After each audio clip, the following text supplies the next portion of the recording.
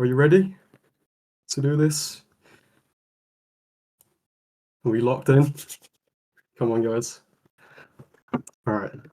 I'll have my camera on as well because I don't know, it just feels more legit. So, hi guys. My name's Gabriel. You can call me Gab from Discord. I am a tutor from ProjectEnlight, and today we're going to go for a couple of topics.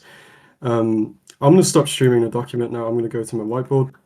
But today you can see from the title of the message previously, we're going to go through a bit of just an overview of the whiteboard. Can you guys see the whiteboard clearly? It's on the screen.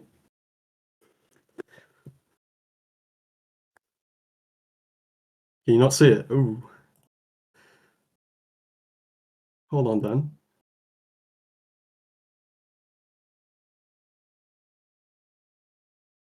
It should work now. Can you guys see it? There we go. Okay. So from the whiteboard, we're going to go through, I hope some of you have got through balancing equations. We're going to go through organic chemistry, mostly polymers. It's not going to be a session where I just walk through every single aspect of the syllabus. I'm just going to go through exam questions and I'm going to explain some of the hardest concepts in particular topics. For example, organic chemistry, you guys struggle with polymers, polyesters, like esters and stuff like that. So I'm just going to go through that. In quantitative, so just calculations, go through some moles, water crystallizations involved there. Bond energy calculations, a bit from I believe it's from a different topic, it's like from energetics, but I believe it's quite suited to the topic of quantity as well, so I'm just going to go through that. And then we have some, just kind of using the Avogadro's constant. And finally, we're going to do some chemical analysis, whatever you call it, in organic chemistry. So just using oxidation numbers and like the color changes, the memorization stuff, just a little bit of that. As I said, I'm not going to go through every single aspect of the syllabus, okay? I'm just going to go through the hardest topics as I can, but I'll just explain stuff to you as we go on.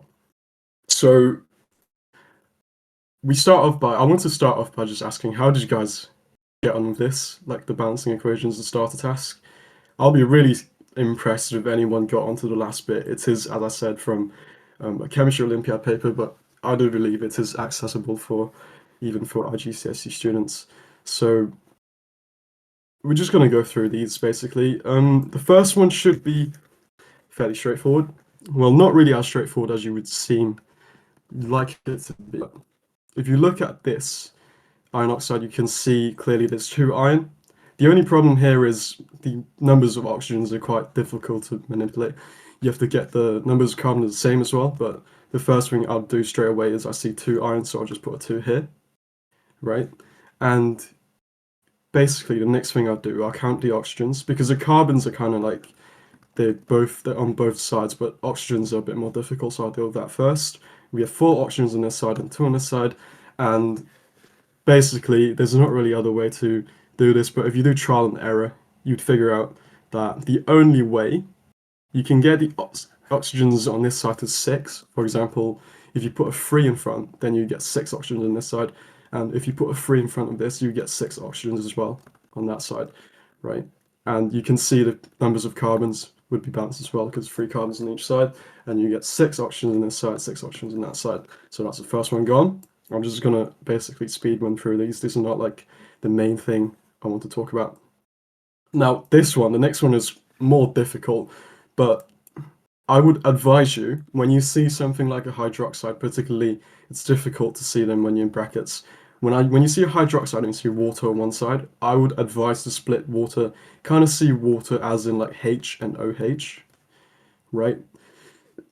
So you can see here that the first thing I would balance, always go with the things that are the easiest to see. So if you have calcium on this side, you see a free calcium, and you have sort of this calcium compound with 1 calcium in it. So if we put a 3 in front, we'll balance the calciums. And the next thing you would do is you can either go off the phosphorus or you can go off the H and OH, but I'll use the H and OH method. What I mean by that is, if you look here, you have 2 lots of OH, per compound, and you have 3 lots of these compounds. So you actually have 6 OH here, right? And that means if you look at water as in it's H and OH because that makes up H2O, doesn't it? Then if you put a 6 in front, you would have 6H and 6OH, right? You can see these two kind of cancel out, so we'll balance that. What we're left with is a 6H. What we're going to do with that? It's going to be in this phosphine here, pH3, right? So you can see here, you have 2 phosphorus, and you only have 1 on this side. If you put 2 on this side, the phosphorus is balanced, and also the hydrogen is balanced because you got 6H total, and that's done as well. Sometimes in balancing equations, things just fall into place, so you don't really have to worry about it once you get the way I've done it is I've done the calcium first, and then I kind of balanced the water, and then that just fell into place. The 2 just fell into place there. The next one, again, I'm just going through these really quick. pH4 plus, similar to the ammonium ion. If you don't know what the ammonium ion is, it's basically like a protonated form of ammonia, so it's NH4 plus, because ammonia is NH3, and the protonated form means like adding a proton to it, doesn't it? So it becomes NH4 plus. So state the formula of the ammonium ion, NH4 plus, and then state the formula, suggest the formula of phosphonium iodide. The way you do that, iodide you know is I minus, right?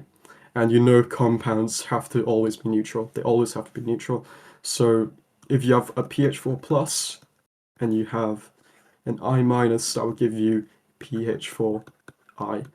And the positive charge and the negative charge cancel that. That will give you pH4I. That's the formula of phosphonium iodide. You don't have to show the charges explicitly in an ionic compound, right?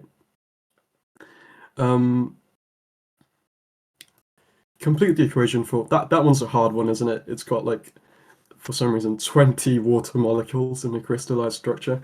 But again, I'll always go off the easiest thing to balance. That's usually the metal. In this case, it's SN or tin. You can see here, you have tin on this side. You have 2 tin on this side and 1 tin on this side. So I'll just put 2 in front, right? 20 water molecules. Sorry, I was coughing there.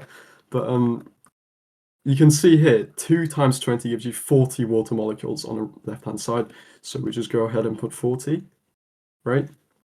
And the last thing you're left with is NO2, so nitrous dioxide, whatever you want to call it. But you can see here NO3. I always recommend, like I've done with the calcium here, kind of splitting H2O into OH and H to make it easier to balance. Always try to figure out the patterns on each side. So you can see NO3 is kind of like NO2 and then O, right? And because you have 2 lots of these, two lots of these in each of these compounds, so you kind of have this thing where you have 2 NO3 gives you 2 NO2 and 2 oxygen atoms spare, right? Does that make sense? Hopefully it makes sense. But then the thing is you have 2 lots of these, so you have 2 times this entire equation. And if you figure that out, you can see like we would end up with 4 spare oxygen atoms. We'd end up with 4 NO2, right? So 4, we can just put a 4 in front of the NO2. Where do these 4 oxygen atoms go? So you can see 2 goes to here and 2 goes to here in SNO. Okay, that's your equation balanced. Always try to think of when you see this, like don't try to balance the atoms individually. Like look at each type of element individually. Try to group stuff together, and it will make more sense that way. So you don't have to spend a lot of time just trying to figure stuff out. You can see I've just basically grouped the H2O. I've just put 40, and then I've grouped this into NO2, and I've just balanced this. The first thing I've balanced is the tin oxide because it's the easiest thing to balance, right? Okay, if anyone has got onto this, I'll be really surprised. But actually, you know what? I'll keep this until the end. If you want to do this before I finish the session, I'll go through the answers of this before it ends. But yeah, this is from an Olympiad, so I wouldn't expect anyone to do it. If you do it, that's amazing. And again, it's in the document, so I'll just send a link to the document again in case you want to have access to it. But otherwise, we're going to jump straight to organic chemistry. Any questions from balancing equations? that you have?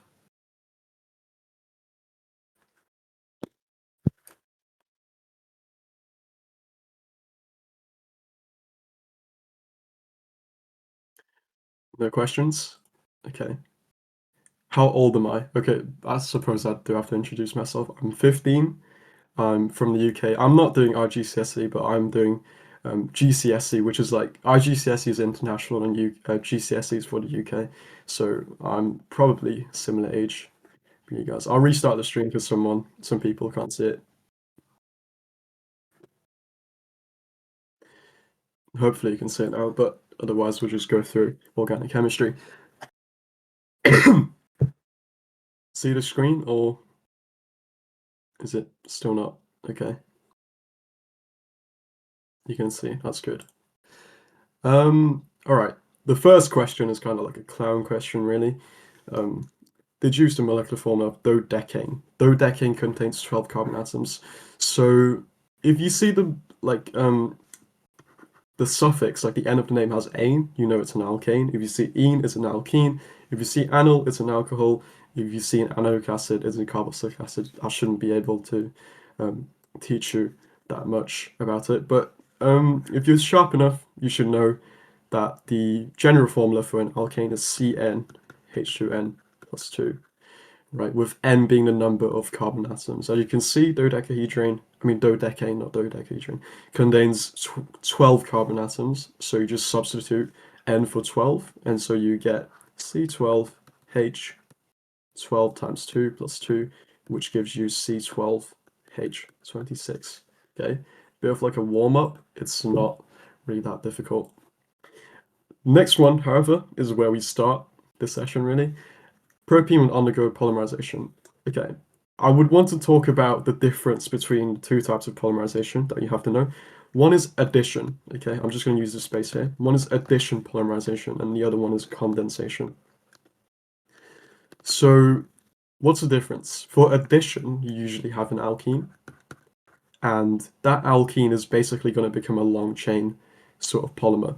For condensation, the characteristic of condensation is losing a small molecule, sort of. It's like losing water, for example. And an example of condensation would be reacting an alkyl group with a carboxylic acid group. So COOH is drawn backwards to form an ester.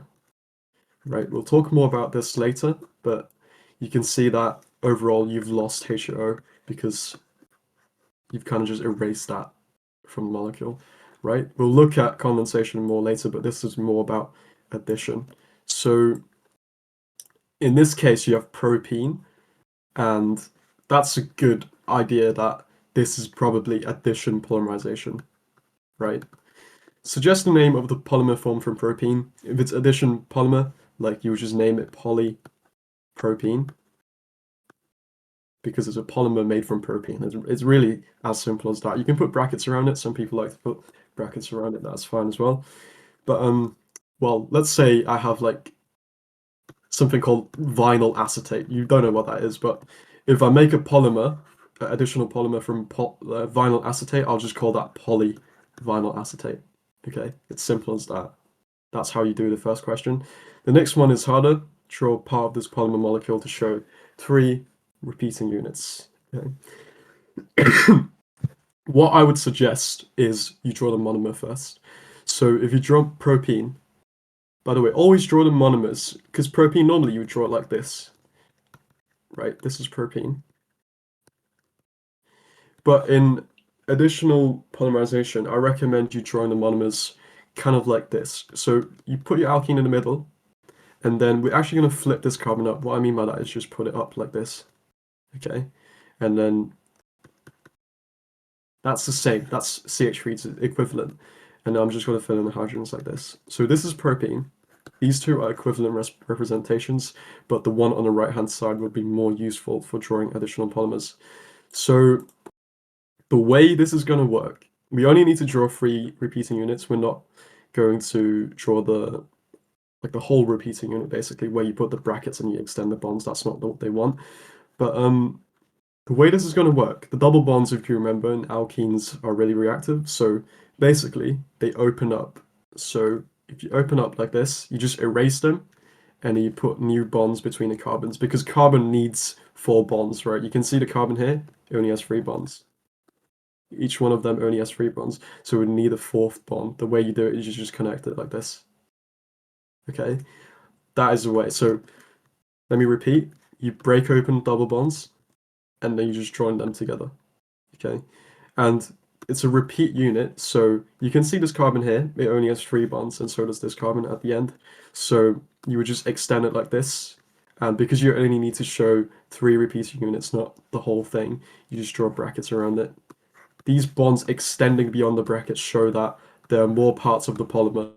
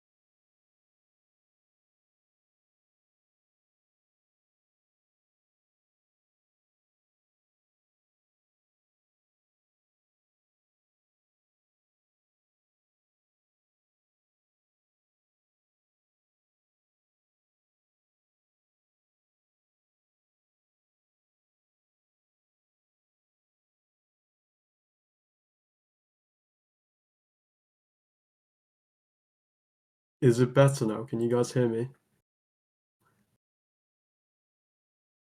Yay, there we go. Great. We can go back. Did you miss the last part or do I need to explain it again?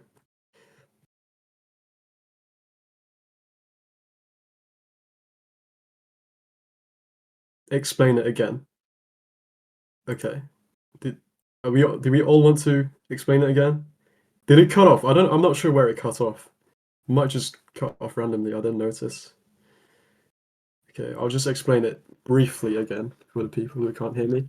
So basically, I just said, let me just erase everything. You know you have double bonds in the propene, right? So you have double bonds in your carbon atoms, like this. My pen needs to work.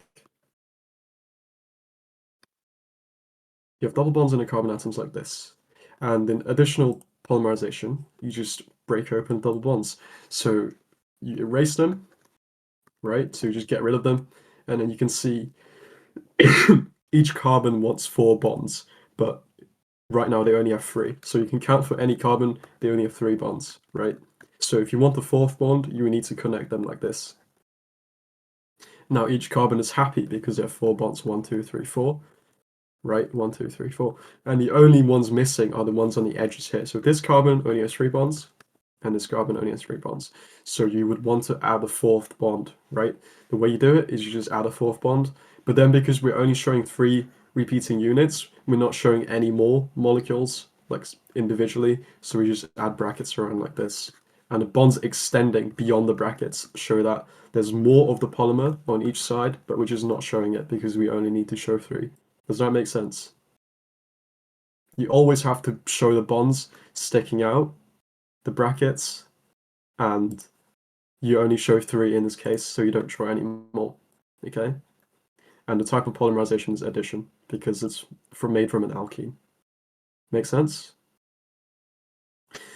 Do you have to write N after the brackets? That's only when the confusion of N is if the question is worded like draw the repeating unit of this polymer, okay, then you would have to write N. In that case, you would still do the same thing, but basically what you would do is you would take one part of this. So you take a propene molecule. I'm just going to draw propene here. By the way, if the question says draw a displayed formula, you would have to draw this out, like as in draw it out, the CH3 out in displayed formula with all the bonds and atoms, but it doesn't specify here, so I'm just using this format. If it asks you to draw one repeating unit, again, you'd break this bond, right? So you break the double bond, you draw the bonds extending out, but then you draw brackets around it, and then you put an N, representing the repeating unit. So that's the difference between them asking you to draw a specific number of repeating units and them just asking you to draw, in general, the repeating unit. N represents a number of monomers, so however monomers you have, however long the polymer would be. Okay. Is that cool? Make sense? We can move on.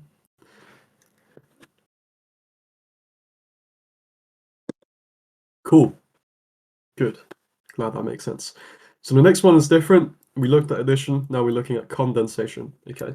So if you remember from what I said earlier, addition is when you add alkenes together. Condensation is where you remove a smaller molecule such as like H2O or like HCl, but mostly in IGCSE.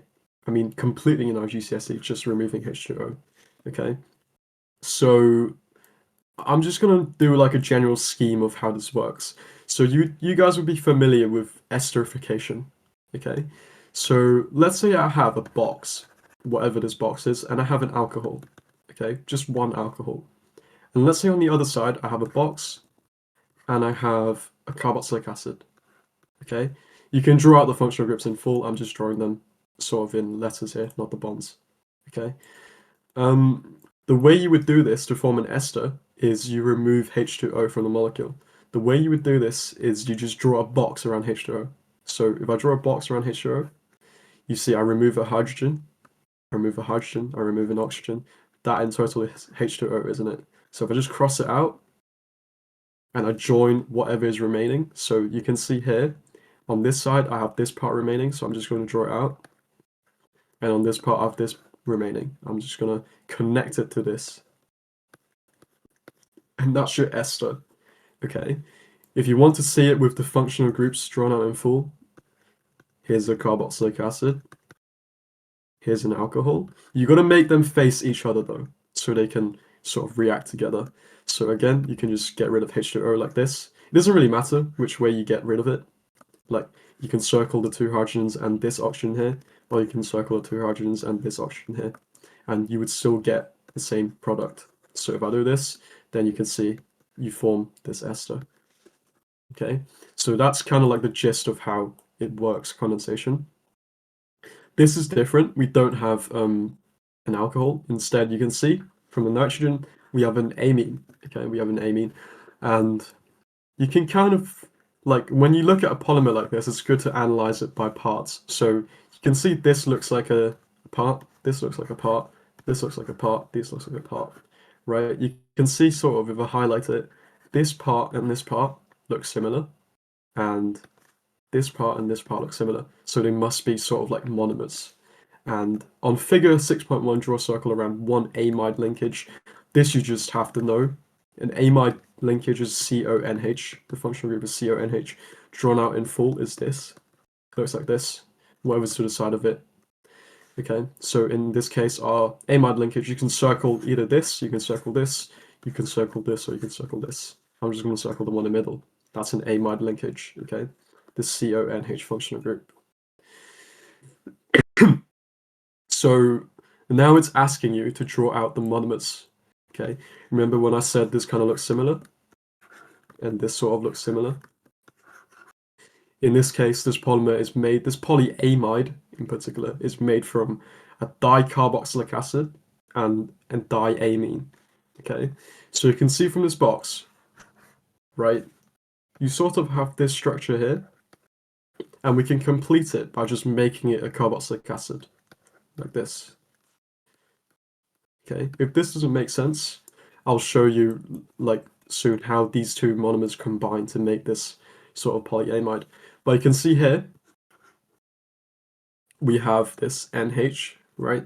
And we can complete this by adding a hydrogen, and now that becomes an amine, okay? Nitrogens always like to form 3 bonds to be neutral, right? And you can see here, this is satisfied as well that the carbon has 4 bonds, 1, 2, 3, 4, okay? So how do these two monomers, if you can't see how I got these, how do these two monomers combine to form this thing up here?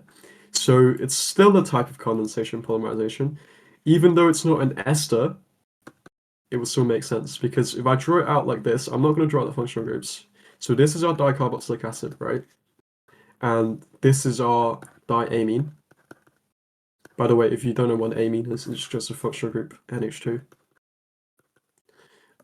Actually, I'm going to draw out the amine functional group, but not the carboxylic one. You'll see why in a minute. Right. So remember what condensation is? It's removing a small molecule, like water. So we're just going to get rid of water. It's really nothing different. Like, it's a lot of, it's a lot of memorization. You would think it's a lot of memorization, but really, all the time you just do the same thing. You just remove water. The only way to remove water here is like this, right? Cross it out and then join whatever's remaining. And you would get this.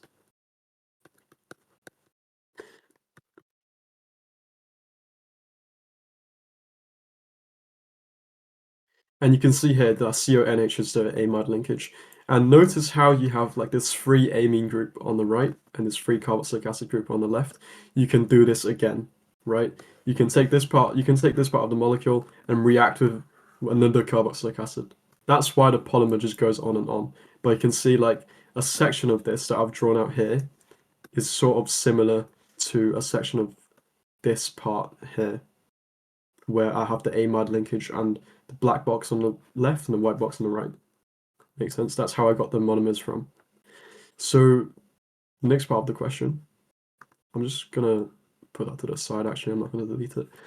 Name the other product formed in this polymerization. So, the other product formed, because you remember how you removed a small molecule in condensation, water. So, the other product formed is just gonna be water, okay? State the term given to natural polyamides. This is going to come in a question later, but the term given to natural polyamides is called polypeptides. Polypeptides is like the scientific name for proteins. Proteins, I believe you'd get the mark for proteins. Yes, proteins are polypeptides. It would still be the same thing. Name the type of monomers which are used to make natural polyamides. Well, what are the monomers used to make proteins? This is from biology, but you should know that it's amino acids.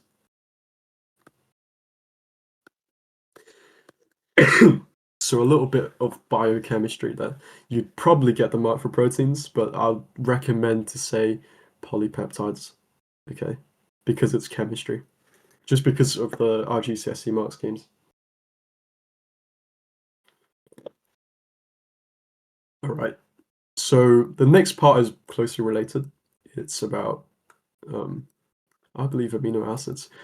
So, right, we can talk about amino acids first. Amino acids are molecules that have both a carboxylic acid group and an amine. Okay, this is not an amino acid. It's got two carboxylic acid groups but no amines. This is also not an amino acid. It's got two amines but no carboxylic acid groups. But if I had to draw like a general structure of a amino acid, then I would have this. On this side, I would put a carboxylic acid, so COOH. On that side, I'll put an amine, so NH2. And it really doesn't matter what you have in the middle, but usually they like to show it with H, hydrogen to this carbon, and an R group. The R group is just whatever that could be, okay? Doesn't really matter, because there's 20 different amino acids, meaning there's 20 different R groups that are possible, all right? So the center carbon, we just have to add this extra hydrogen in to make sure it has 4 bonds. Always in organic chemistry, check that your carbons have 4 bonds, okay? One of the monomers which forms part of a natural polyamide, aka the protein, has 3 carbon atoms. Draw a displayed formula of this monomer. Displayed formula, so you have to draw them out in full. So remember, if it's a monomer of a natural polyamide, then it has to be an amino acid, right? So we just have to give it the carboxylic acid group, and we also have to give it an amino group. We can't shorten it to NH2 in this case because it's asking you to draw the displayed formula. So you have to draw out all the bonds. And you can see here we have 1 carbon, 2 carbon, and it's asking for 3 carbon atoms. And so you just have to stick an extra carbon atom there. And you have to draw it with 4 bonds, of course. And that would get you 3 marks. Isn't that really generous, I would think? But that's just your knowledge from knowing that amino acid has both those functional groups, and you need 3 carbon atoms in the molecule. PET is a polyester. What is PET again? Is it? I'm not even sure what PET is myself. I forgot what it's called. But name the 2 types of monomers needed to make polyesters. So polyester, what do you know about esters? They're made from carboxylic acids and alcohols, right? So in this case, you would actually have dicarboxylic acid and dialcohol, or we just call them diols. Okay, so the monomer is going to be a dicarboxylic acid and a diol. The reason being is if we kind of do like a quick condensation scheme. So we have a dicarboxylic acid here, we have a diol here, and if you do the condensation, you remove H2O. It's kind of a pain in the ass to draw out, but here we are.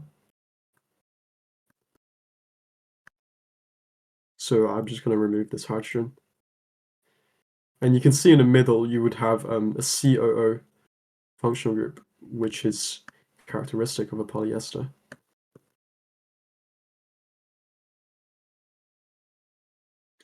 And of course, water would be a side product, so H2O is removed from the molecule. You can see here the COO is the ester, and there's a free sort of alcohol group and carboxylic acid group that you can go on to react with other molecules, right? So the reason why you need a di, like 2, like 1 on each side, is because you want them to keep on reacting.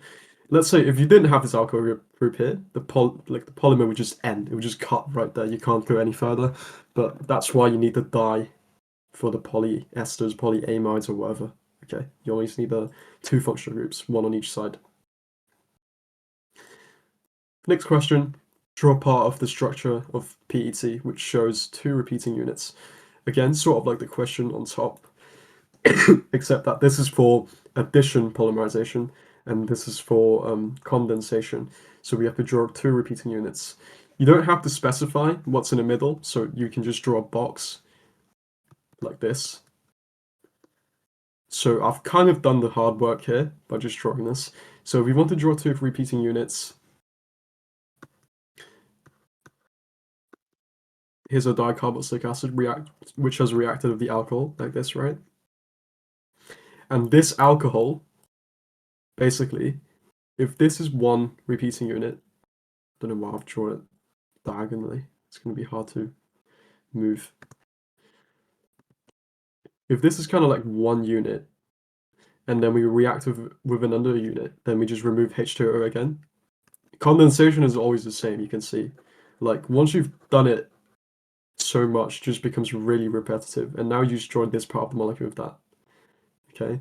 So we're just going to kind of do the same thing. You can see the ester bonds in the middle, and then, yeah. I've actually drawn in. There's actually 3 ester bonds, you can see. 1, 2, 3, from 2 repeating units.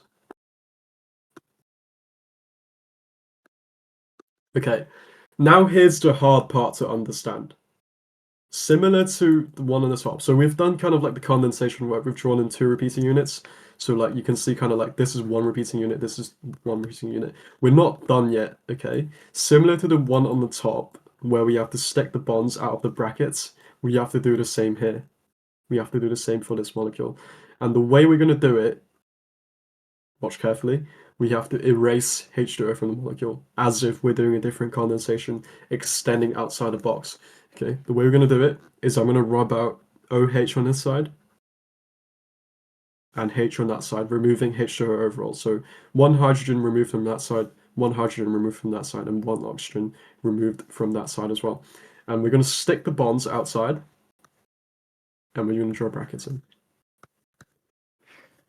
Okay, and the reason why is because you have to show the polymer continuing outside the 2 units. Okay, otherwise that would just be called a dimer, where you have 2 sort of the monomers joining together and not a polymer. You have to show the brackets and the bonds with the polymer. So if I repeat myself, this is the easy part, well, relatively, the easy part where you join up the 2 units, and this is the hard part where you have to remove OH from this side, from the carboxylic acid, H from this side, from the alcohol, and then extend it outside with the brackets. Okay, that's how you draw your polyester. Cool? Any questions? I know this is hard, so if you have any questions, feel free to ask.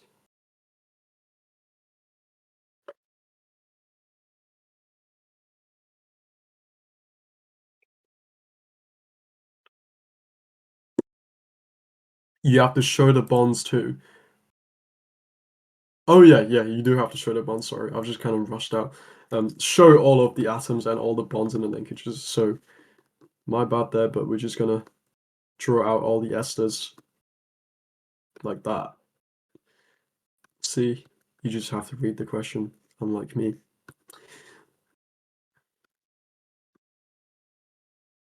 Okay. But you can also kind of see from this that you have some sort of a resemblance that this is the carboxylic acid. Can you kind of see that? And this is from the alcohol. You have some sort of a resemblance. You can always sort of spot those patterns. That makes it easier, right? And on the end you have this that you have to draw out as well, don't you?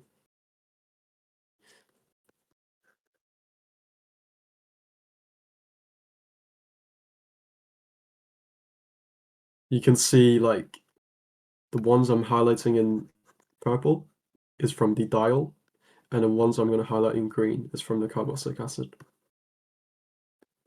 Makes sense? So you can see from there that's 2 repeating units. This is the first one and this is the second one. They are identical if you spot them, and that's how you know you've drawn your repeating units correctly, because each unit is repeating itself and therefore it's the same. If you've done the Olympiad question, you can just post it. I'm just going to go through it at the end. If you don't know what the Olympiad question is, it's not something you're supposed to do, but I've just stuck it in this document as a starter task. If you've done it, I'll be really, really impressed. Okay, but we should probably focus on this for now. This is inside the syllabus. The Olympiad question is not. Okay, this is quite long, so I'm just going to skip this question. We're going to go straight to the last one. It's about esters and structural isomers of esters, which some people find really confusing, so that's why I've included that there.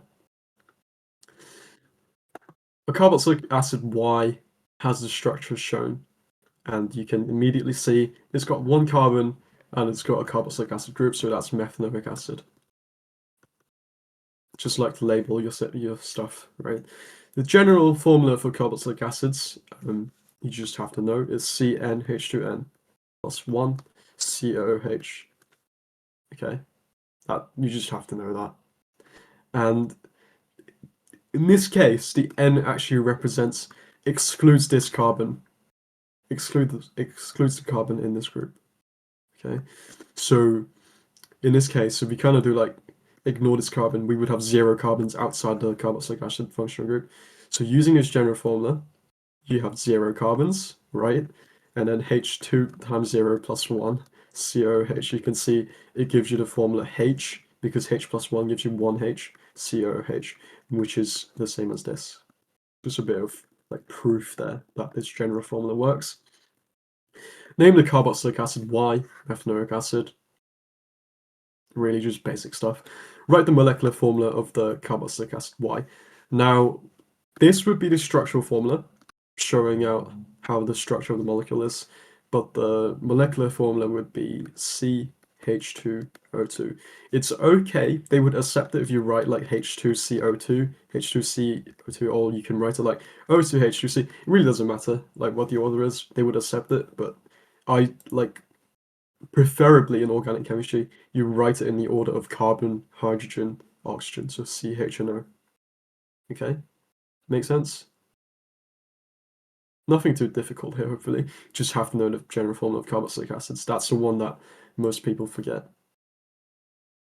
Cool. Next one then. This is the same question, I think. Carboxylic acid Y will react with propan 1-ol to form ester Z and one product. So what I'd like to do is I would like to draw propan 1-ol first. I would like to draw it out. So if it's 1-ol, it's the ol, aka the OH, on the first carbon, so like that. Or you can draw the OH group on this end, but really doesn't matter because you always number from the side with the functional group first. So this side is 1, 2, 3, like that. Okay.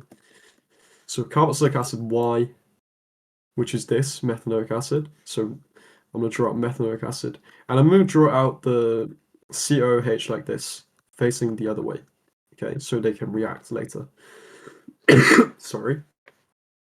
And to form ester Z and one other product. Clearly, you can kind of work up from the question, this is going to be esterification. Okay, you're going to remove water, which is the one other product, and form an ester. Okay, so indeed, the next part of the question asks you to draw the ester out. So again, we should get enough practice by now that you just remove H2O. Okay, you either cross out this or you can cross out this. It really doesn't matter. Trust me, it does not matter. Okay, you get the same thing either way. So I'm just going to go in and cross out the H2O here, right? And then I'm going to form. So I'm left with this part of the molecule. Hopefully, it lets me copy because I don't want to draw out again. Left with this part of the molecule, and you're also left with this part of the molecule. There's an oxygen there that I didn't copy. So there's your ester, okay? And that's your structure, which is worth 2 marks. Your name of the ester, people struggle with this a lot, is going to be difficult to name, but it's not difficult once you get the hang of it. So an ester, like the naming of esters, you always go with, it's always going to be something like this. So it's going to be something ill, and then it's going to be something anoate. For example, you would hear of the names ethyl ethanoate, butyl propanoate, methyl ethanoate, like whatever, okay? This "-ile" bit is going to come from the alcohol. And this anoate group is going to come from the carboxylic acid, kind of like the anoic acid bit, okay? So you always name the alcohol first and then the acid. And what you put in this question mark is basically the prefix for the number of carbons. What I mean by prefix is basically, you know, like methane, ethane, like the meth means 1 carbon, right? That's a prefix. F means 2 carbons, that's a prefix. So in this case, we use propan-1-ol, which has the prefix of prop. So 3 carbons.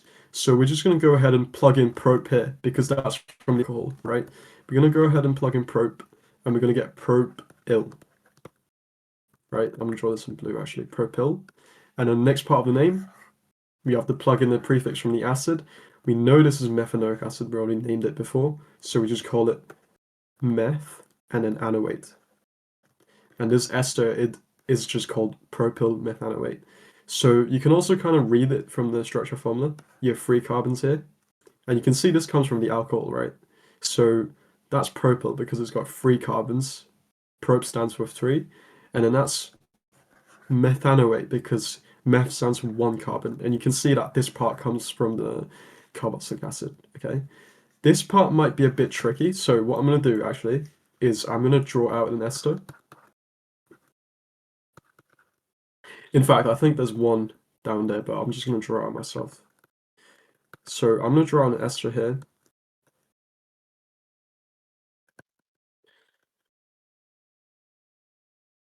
And I'm going to ask you guys to name it for me. Okay, I'm going to see like how much correct answers I get, and if we don't get enough correct answers, I'm just going to go over the naming as well. So go ahead and have a go at naming this ester. I'll give you like 20 seconds.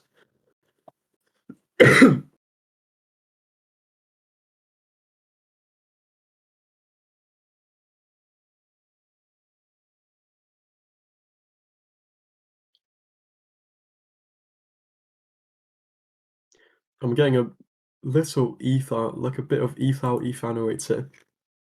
Just be careful. You have 3 carbons on this side and 2 on this side. So it definitely can't both be ethyl. Can't both be 2 carbons, can it? I'm getting a lot of ethyl propanoates, which is good. Okay. So you can see here, behind the carbon-oxygen bond, kind of, you can see like this part's from the alcohol, right, and this part's from the carboxylic acid. The part from the carboxylic acid has 3 carbons, so you know it's going to be prop. The part from the alcohol has 2 carbons, so it's going to be eth. So you remember from the alcohol part we add the il, and from the carboxylic acid part, you add the anoate. Right, so it's going to be ethyl propanoate. Cool? Is anyone not comfortable with this? Is this not okay for anyone? Just want to make sure.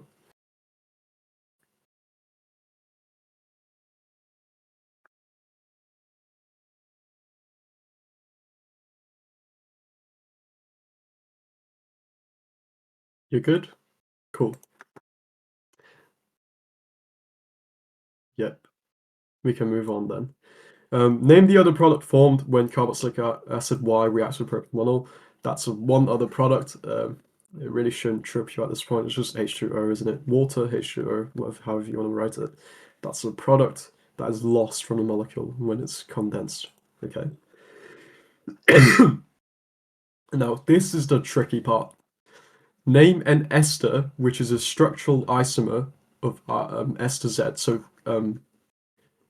propyl methanoate here. Okay. Structural isomer. So a structural isomer is going to be something with the same molecular formula, but kind of like a different structure formula. Meaning it has like a different arrangement of atoms.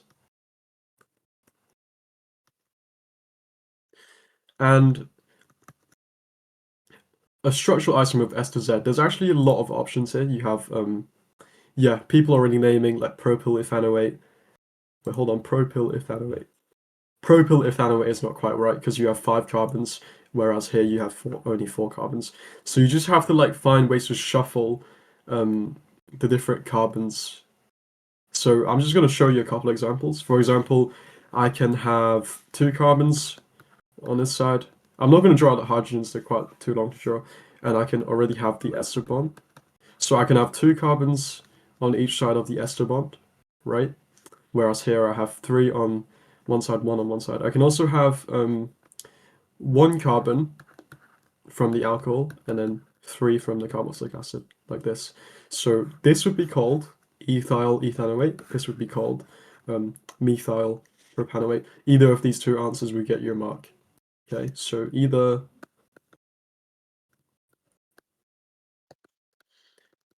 if you're not sure where I got these names from, try to follow the rules that I've set out on the top and try to just figure this out. It is quite, because I do it quite quickly. So this is methyl propanoate.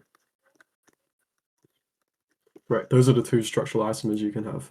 They're clearly different, but they do have the same molecular formula. Okay, as long as you have the ester group in the middle of somewhere, then you would get a structural isomer.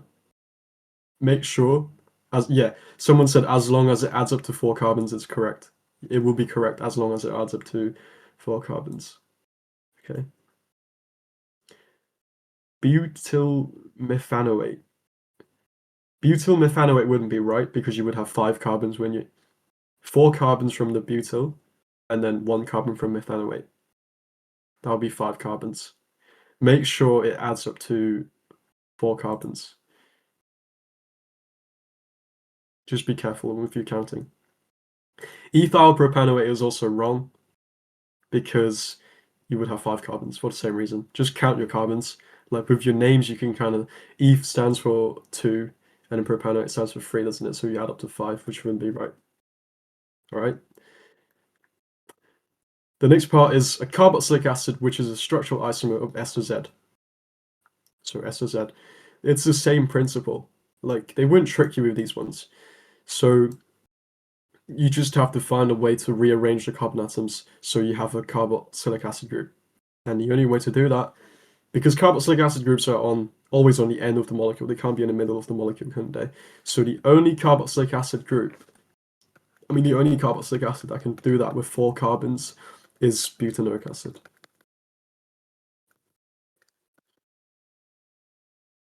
And we can just prove that they have the same molecular formula. Propyl methanoate, you have sort of like C3H7 and then COO and then H, don't you? That gives you C3H8COH, does it? Yep. And for butanoic acid, oh wait, not COOH1. Yes, just COO. So you get C4H9 and then O2 if you add them up together. For butanoic acid, you have C4, 4 carbons, 1, 2, 3, 4, 5, 6, 7, 8. 8 hydrogens and then 2 oxygens. I don't know why I've written 9 here, it should be 8. But you can see they have the same molecular formula, but they have different structures.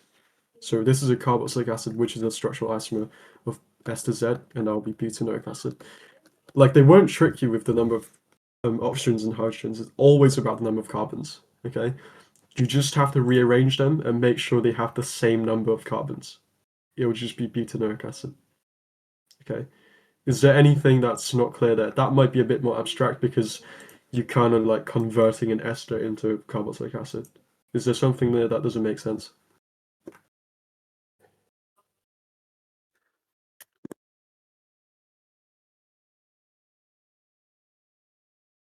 The answer is butanoic acid.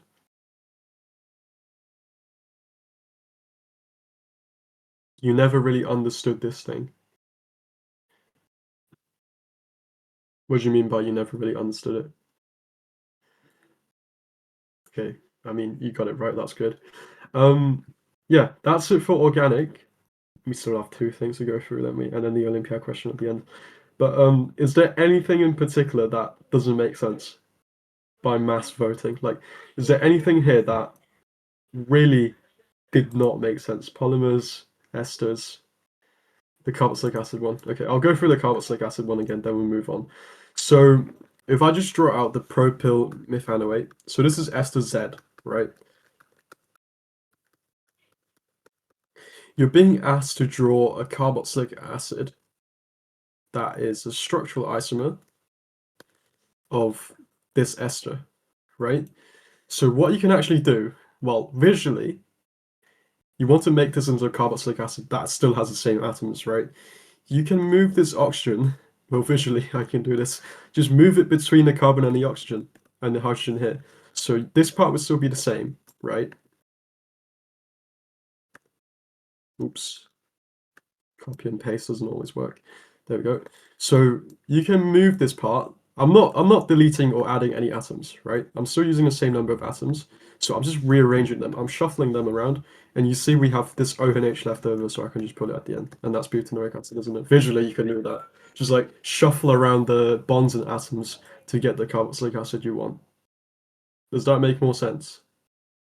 But again, like the principle is you have 4 carbons in both of these molecules, right? And that's really all they're asking. Just shuffling the other atoms around to get the structural isomer. Cool. We can move on to calculations. I actually need my calculator, so will you guys give me a bit, like 20 seconds? I'll just go grab it.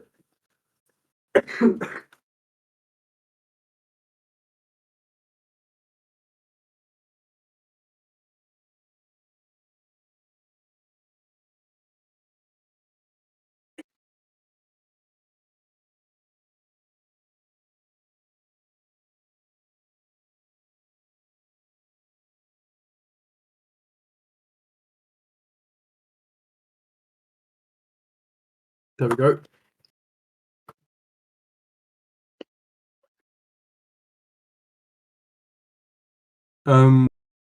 Hydration and fermentation. I'll go over hydration and fermentation and we get time at the end, but that was not one of my main concerns, so I'll just skip it for now. Okay. Well, this is kind of like, isn't this like oxidation? I'll leave the oxidation bit until the end because there's more oxidation questions, like kind of like the oxidation states, counting numbers at the end of the question. So I'll just go through the quantitative bits for now. So mainly in IGCSE, very luckily, we don't have this in the UK. You're given steps. You're literally given steps to obtain the answer. Okay, that is really, really easy. So hopefully by the end of this, none of you should struggle with this. You're literally given steps. Okay, so you just follow the steps. It really isn't much to that. But okay, calculate the volume of nitrogen dioxide gas here at room temperature.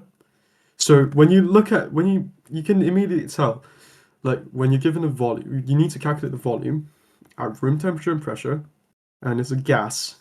You should immediately think of the equation volume equals mole times 24. Okay, so volume of the gas is mole times 24 because 1 mole of gas at room temperature and pressure, no matter what it is, it could be hydrogen, oxygen, water vapor, nitrogen dioxide, whatever it is, okay, will occupy 24 decimeters cubed of volume at room temperature and pressure. So you can tell from the question we have to find the moles of NO2 times about 24 and get the volume. That's it. Okay. So it formed when 7.4 grams of magnesium nitrate is heated. Calculate the MR of magnesium nitrate. Well, that's just a godsend, isn't it? That's really easy. So just look at your periodic table. I don't have one with me right now, but this is 24. And then this one kind of tricks people up. Like you have to times whatever's in a bracket by 2. This 2 at the bottom just means like whatever's in a bracket, we have 2 lots of these inside the molecule. So I actually, realistically, if I draw it out, I kind of have this, right? So I have 3 lots of oxygens inside a bracket, but we just times it overall by 2. So the MR of this is going to be 24 for magnesium plus 14 plus 16 times 3, so 3 oxygens inside a bracket, times it all by 2. Okay, if you plug that in your calculator,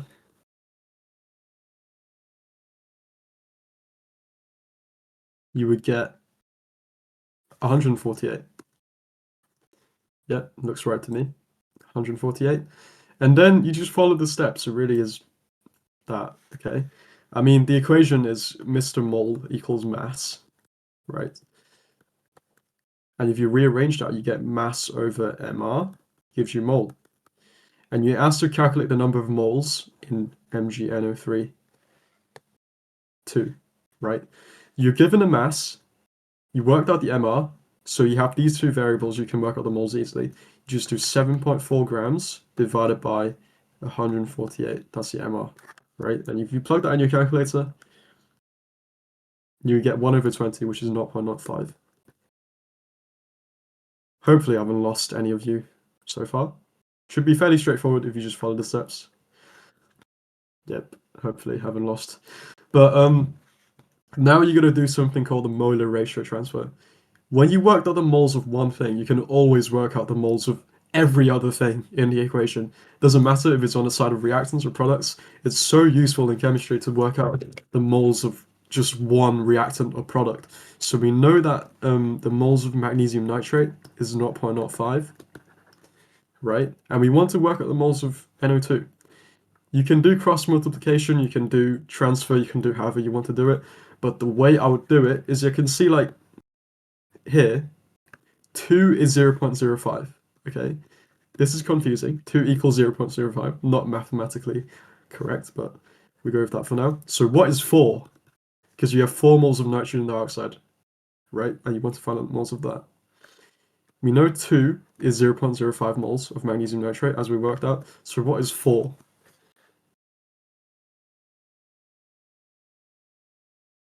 Exactly. 4 would just be 2 times 2, right? So just times it by 2, and you would get 0.01. I mean 0.1, not 0.01. But you just get 0.1, okay? This looks ridiculous, I know, but that's just the way you can do it. The other way people like to do it is like cross multiplication, I think. It's like 2 to 4 and then like 0.05 to this or whatever, and then it just, I don't know what they do, honestly. It's like an Asian method that like Indian schools do. Yeah, ratio method or whatever you want to do, but you can see here I prefer this method. It's just easy to work out. So 0.1 moles, okay? And then finally calculate the volume of nitrogen dioxide gas in centimeters cubed. That is the hardest part of the question because here 24 is for decimeters cubed, okay? So if you want to convert 24 decimeters cubed, you have to do times by 1,000, so you get 24,000 centimeters cubed, right? So just do the moles, so 0.1 times 24,000, which should get you this, right?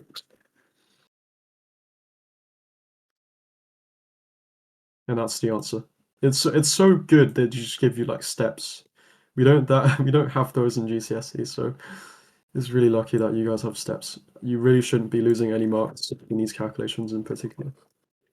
Any questions?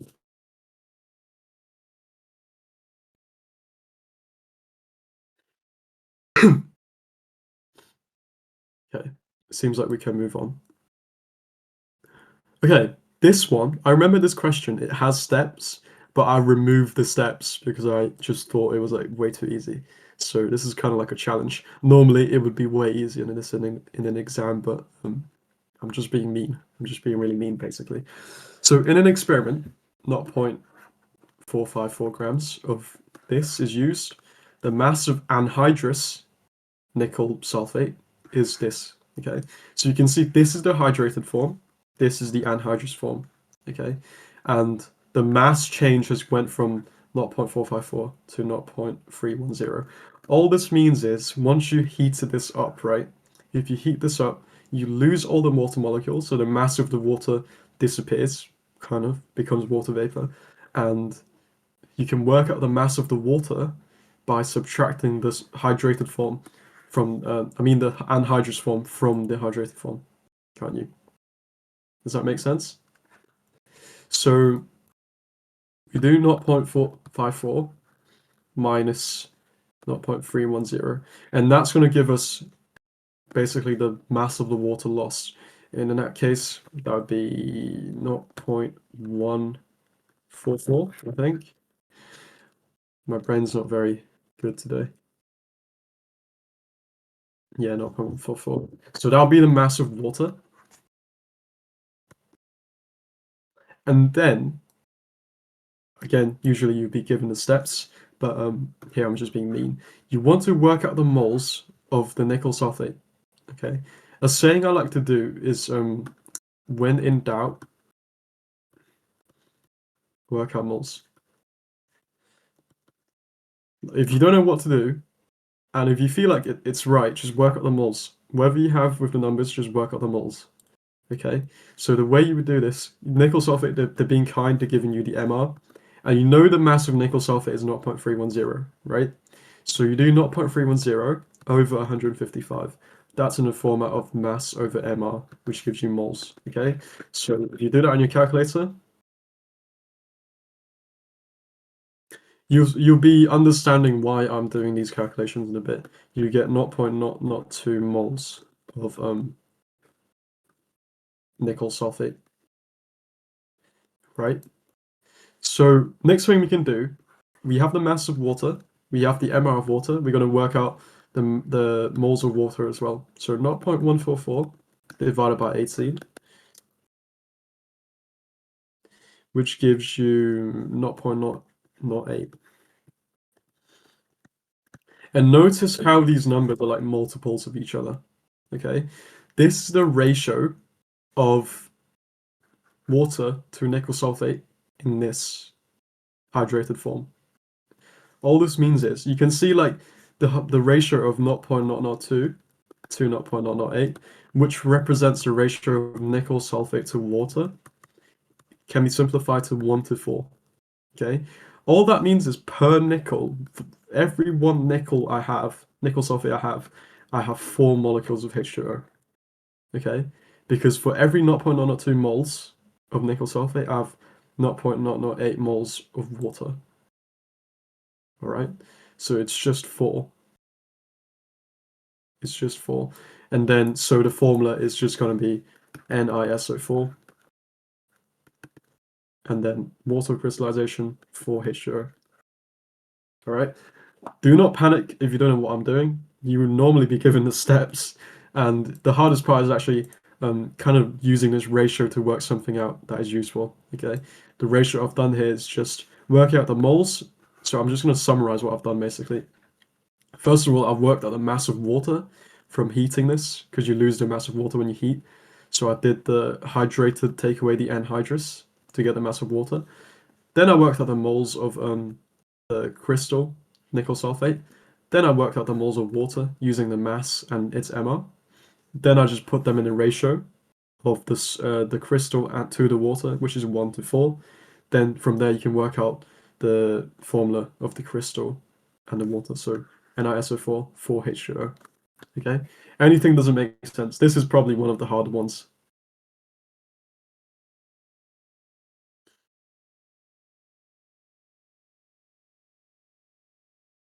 What if the ratio is broken? Did you mean? You would, well, for valid GCSE question, you wouldn't get a bad ratio. In Olympiads, well, kind of like irrelevant, but you usually get like ratios that are really close. For example, let's say you have like 0.998 to like 3.784, right? I'm just making this up. But then the ratio, you can still like kind of estimate it to 1 to 4. Okay. In reality, of course, in real life, you often don't get ratios as perfect as this, but often if you do not get perfect ratios, which probably shouldn't happen in IGCSE, then you just have to estimate it. The numbers would still be quite nice though. Significant figures don't there's nothing that you should worry about involving significant figures in this question. I've just used exact values for every number in this question. You can see it's perfect.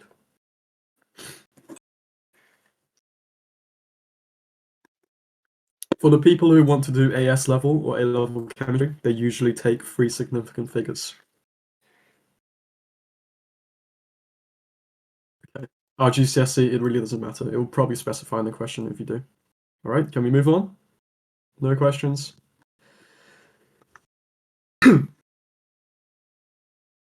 Okay, cool. Bond energy, not really strictly from quantitative, but still quite important, I'd say. That's why I'm covering this. The formula for bond energy is the bonds and reactants minus the bonds and products. The total bonds and reactants minus the total bonds and products, okay? So you're given the bond energies in this, and let's just look at the question first, shall we? We're calculating the HCl bond energy, okay? So this bond energy. You're given the delta H already, so it's probably going to be a case that they won't give you something as simple as just calculate the delta H. They probably would, but in this case it's not, okay? So what I would recommend, well, you're given the steps, aren't you? So you're quite fine with that. First, you calculate the energy of the reactants and then energy of the products, okay? And then you kind of do like, well, just walk through it, shall we? Let's just have a go using these steps and see where we get. Calculate the energy needed to break the bonds in the reactants. So here are my reactants. Always nice to know where the reactants are. But you can see in the reactants I have 1, 2, 3, 4. I always like to cross out the bonds that I've done so I don't get mixed up. I have 4 carbon-chlorine bonds. So you can see here, that's 340. So 4 times 340. Don't forget about the water molecules. So I can see I have 1, 2, 3, 4 OH bonds. Okay, you can see here that's 460. They've drawn it HO, but that's the same thing. So 4 times 460. If you plug that in your calculator,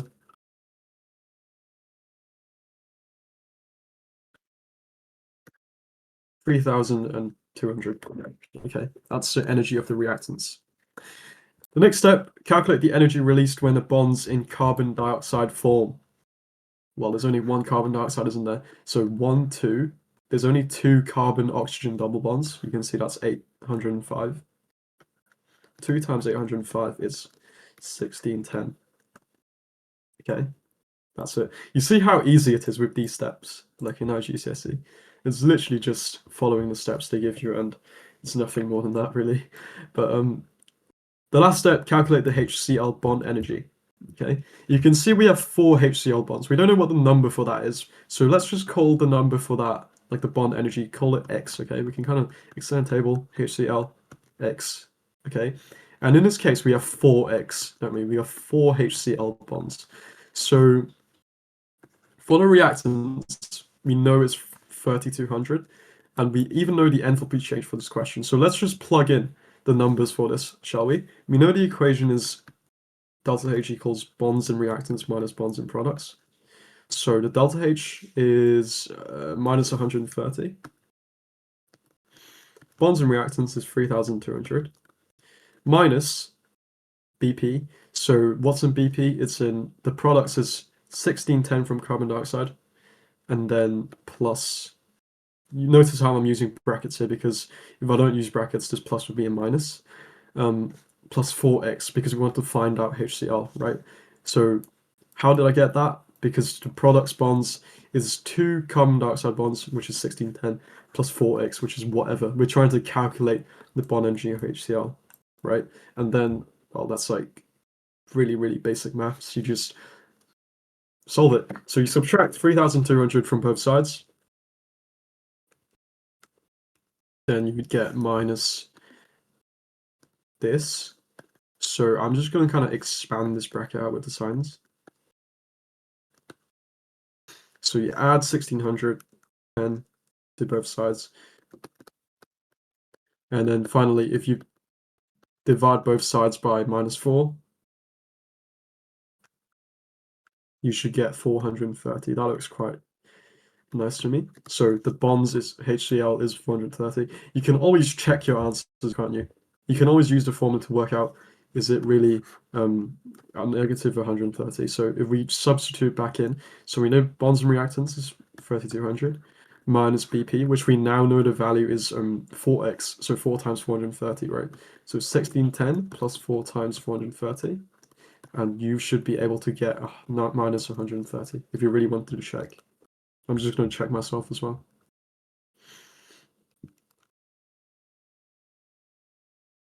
Yeah, you get negative 130. That's how you know you're right. See, with the steps, it should be fairly straightforward.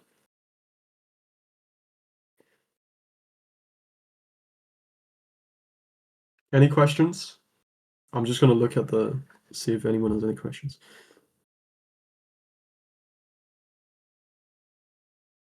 If there's 4 HCl and we're calculating enthalpy change, we take the bond energy. Well, you wouldn't only take this once. You wouldn't just call this X, wouldn't you? Because you have 4 HCl bonds, and at the end, if you really want to call it X, then you would have to divide by 4, wouldn't you, to get the value of one individual HCl bond. Hope that answered your question. You would do it 4 times, not once. Okay. Doesn't seem like there's any other questions, so we can just move on. Now, this is what I think is a harder question, because you don't get the steps, which is bad. Okay, it's just bad. But calculate the number of hydrogen atoms in 44 grams of the ester methyl propanoate.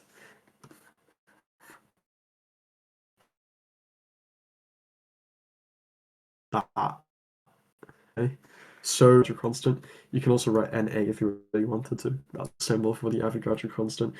So basically, 1 mole of this, well, it literally explains it. 1 mole of this contains this many molecules, right? So what we're going to do, again, using the phrase I've said before, when in doubt, work out moles. If you don't know what to do, work out the moles of something. It always gets you somewhere. It really does. So we're going to work out moles. We need mass and we need MR. Okay, we need to work out the MR of this. You can really do it the long way. So 12 plus 3. 12 is carbon, 1 is hydrogen, plus 12 plus 2 plus 12 plus 16 plus 16 plus 12 plus 3. Okay. Someone work that out. No, I'm joking. I'll do it myself.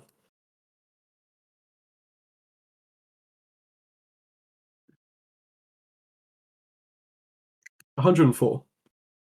Any disagreements? Did I get that right? I typed that out quite quick. Is it 104?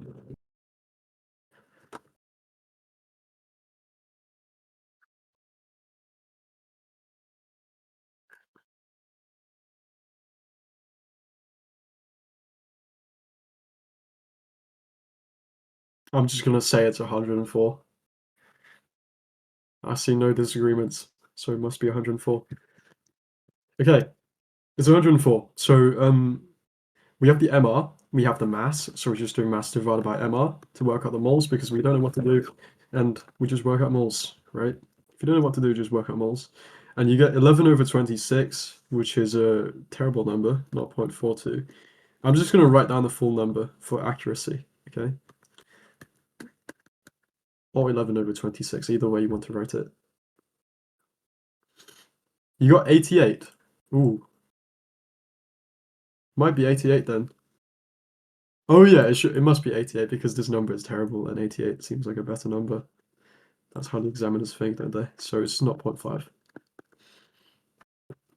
Not 0.5 moles. I'm just going to double check.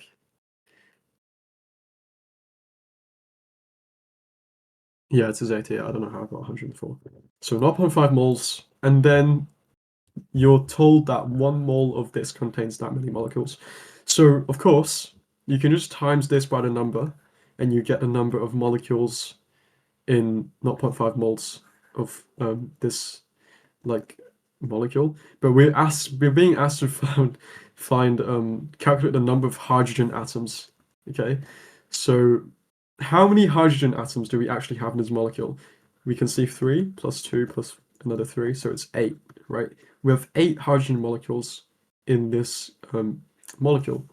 Did I say hydrogen molecules? I mean hydrogen atoms in this molecule. So what we're going to do is we're actually going to times this number by 8. We get 4 moles of hydrogen. So for in 0.5 moles of this molecule, we will get 4 moles of hydrogen because we have 8 times the number of hydrogen. In each molecule, we have 8 hydrogens. Okay, does that make sense?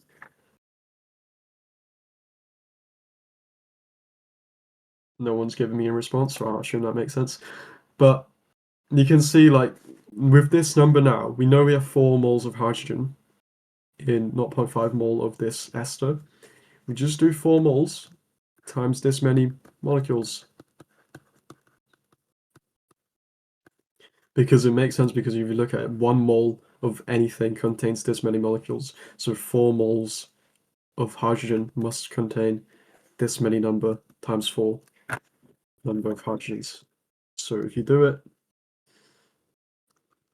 then you would get like 2.408 times 10 to the 24. Make sense? Oh, 4 is not the answer. Okay. 4 is the number of moles. 4 is the number of moles. Do we know why 4 is the number of moles of hydrogen? Or do I have to explain that again? Does that make sense? Why do we have to times 8? Okay. So let's visualize this, okay? For every molecule, let's just say this kind of shape is my molecule. I have 8 hydrogens. It looks like a cockroach, but whatever. I have 8 hydrogens, okay? Because you can see here, I counted the hydrogens. 3 plus 2 plus another 3, it's 8. Okay? And we've calculated we have 0.5 moles of this molecule. So we have 0.5 of this, but you can see per 0.5, I have 8 hydrogens. Okay? So if I have 8 hydrogens, that means I have 0.5 times 8 equals 4 moles of hydrogens. So while I have 0.5 moles of this molecule, I actually have 8 moles of hydrogens, you can see here. Does that make sense? Because that just times it by 8. Just times it by 8 to get the moles of hydrogens in the molecule. Even though they're not like separate from the molecule, you can still calculate them like this. Okay. And then what I'm going to do is, because you can see here, 1 mole contains 6.02 times 10 to the 23 molecules. Okay. We can also do it a different way. Is I've calculated that I have 0.5 moles of this molecule, right? If I times it by this number, I'll get the number of molecules in 0.5 moles. And that would give me 3.01 times 10 to the 23. So I have this many molecules of my ester, but I'm going to times it by 8 to get to the number of hydrogens. Does that make sense? Because I have 8 hydrogens for every ester molecule I have. So I just times it by 8. That's where I get the 8 from. And the Avogadro's constant is just telling me per mole I have this many number. So if I have 4 moles and I times it by this number by 4, I'll get a number of molecules in 4 moles.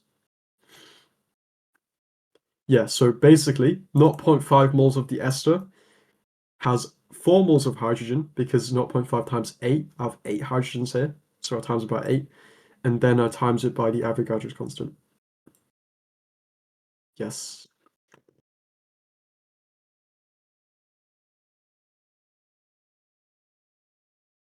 Difficult, tricky, but yeah, it is a tough question. Are we all good on that? Or, well, don't be pessimistic. You're not going to lose 4 marks. You know how to do it now. It's I told you it's like quite an innocuous question, but it is easy once you understand it. Great. The next part is chemical analysis, and then we're done, basically. So just making sure we all get this.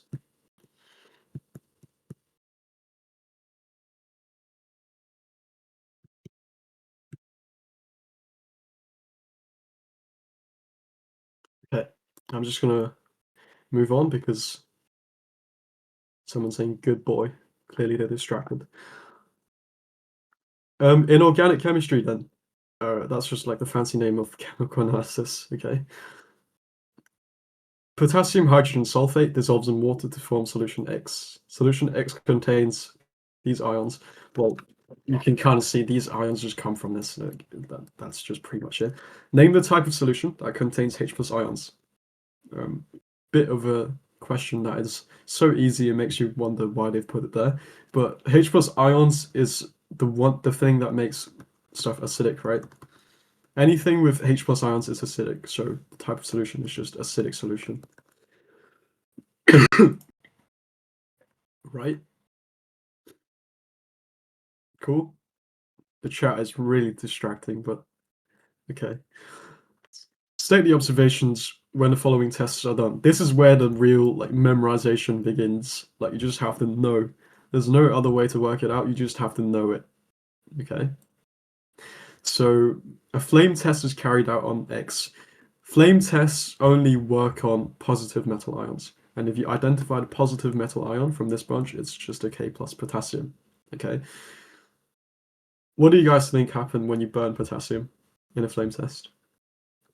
Hydrogen and sulfate is not, they're not going to produce any color, but potassium is. What color does potassium give? Yes, it's a lilac flame. Whoever said orange, it's a lilac flame, okay? Whoever said purple, why did... It's not really purple, it's lilac. Purple would be like... Yeah, it's not purple, okay? Purple is too dark. Lilac is like... I'm going to search up an image to show you the difference.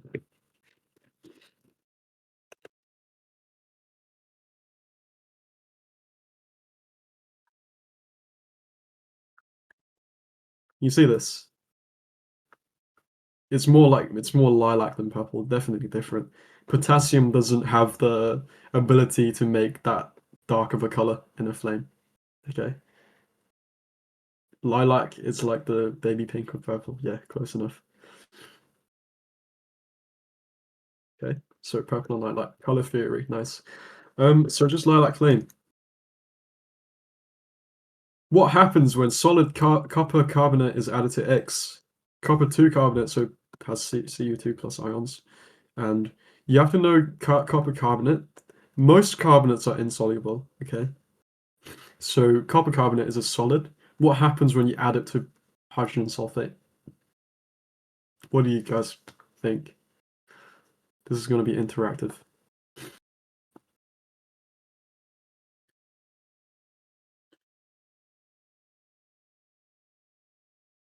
Effervescence. Okay, cool. Yes, there's going to be effervescence because if I write out the equation, it might make a little bit more sense.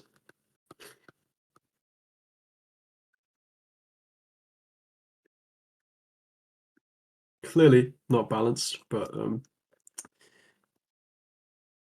hold on, is it KH? Oh yeah, it's KHCO3. Hold on, I need to search this up. I'm not familiar with this reaction, but good for you. You don't have to know this reaction.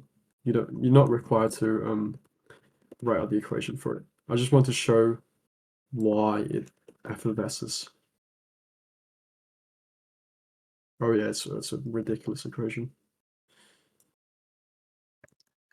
So you have somewhat of an acid here, potassium hydrogen sulfate, because you have the H plus ion. So you would expect it to form water and carbon dioxide, and the effervescence is going to come from the carbon dioxide. So you would observe effervescence, but don't forget, copper sulfate, aqueous, is a blue solution. It's going to be a blue solution, so you're going to observe a blue solution. And you're not going to see the potassium sulfate, it's going to dissolve. You're not going to see the water, it's just water.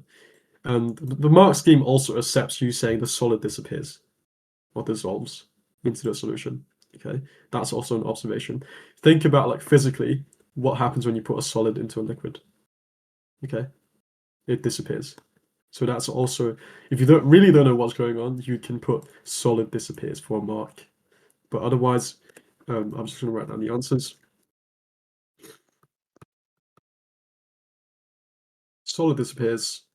That's like the do mark. And then blue solution.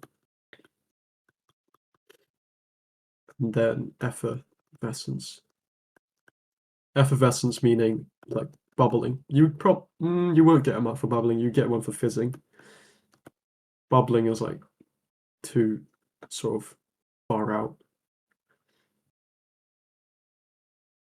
Yeah, I don't think you would get a mark for bubbling. Bubbling is like, you know, big bubbles.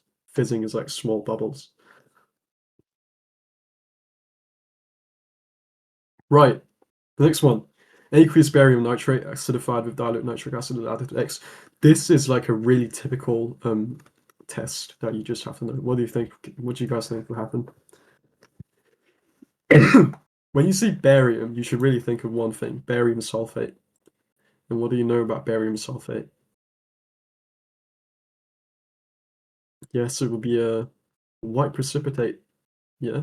So you have sulfate ions in the mix. So when you add barium nitrate, you're gonna kind of like detach the nitrate off and you're gonna attach to the barium sulfate, which is a white precipitate. Again, I can't teach you anything here. Like, I can't explain anything. You just have to know it's going to be a white precipitate. It's going to be barium sulfate, which is insoluble and precipitates out of the solution. Okay. Okay, the next one. Oh, did we skip the question up there? I remember. Yeah, we did skip a question up there. Is this the same? Oh, it's literally the same question. We can just do it here. Oxidation numbers. All right. State the change in oxidation number of nitrogen, N. So, where's N? Okay, it's N. In this reaction. So, specifically, we're looking at N in the nitrate ion. So, we kind of like look at the nitrate ion here first. You need to know it's a 1 minus charge.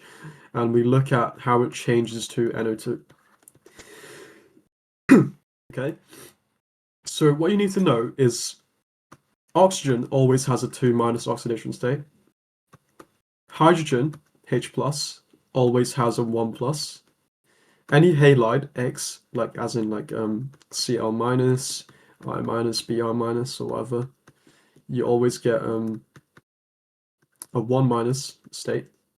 Unless you have some, like a compound, for example, ClO4 minus, then you can see each oxygen is 2 minus, you have 4 oxygens, it's going to be 8 minus, and Cl is going to be 7 plus in this case, believe it or not, just to get this 1 minus charge comes from the imbalance of 7 plus and 8 minus, which gives you the 1 minus on the top. That's the only exception. When halogens are bonded to oxygen, they become positive. Okay, 7 plus and 8 minus, which is kind of crazy, but you know. Yeah, so oxygen is the most common one, and then metals and nitrogen in this case, you just have to work out based off oxygen. So if you look here, each oxygen, we have 3 oxygens, so we have 6 minus, right? You see that I have a negative charge on the top. So what do you guys think the oxidation number of nitrogen here is going to be? If I have 6 minus oxygen, what charge, like what oxidation number must nitrogen be for it to be 1 minus overall? What do you mean by 5 plus to 4 plus? Is it 5 plus or 4 plus? What do you think? Who said minus 6? It wouldn't be minus 6, would it? If this was minus 6, then the charge would be 12 minus. That's ridiculous. The charge is directly related to the oxidation number. It's not minus 6. Yes, it is indeed 5 plus, because if you have 5 plus and 6 minus, then you get 1 minus overall, wouldn't you? Okay, over here. Oxygens. So what's the total oxidation charge of the oxygens in this case? Each oxygen is minus 2, correct? But overall we have 2 oxygens in the compound, don't we? 4 minus. Yeah, it is 4 minus. What about the nitrogen? Notice how overall it's neutral, right? Overall this compound is neutral, so we don't have a charge, which means we have a perfect balance. It is indeed plus 4. Well done. So plus 4. And so the oxidation charge has went from 5 plus to 4 plus. You can write plus 5 and plus 4. Actually, I'm going to write that way. I think it's a more standard way of writing it. It really doesn't matter where you put the plus sign. Okay. So has nitrogen here gained or lost electrons? If it has went from 5 plus to 4 plus, has it gained an electron or has it lost an electron?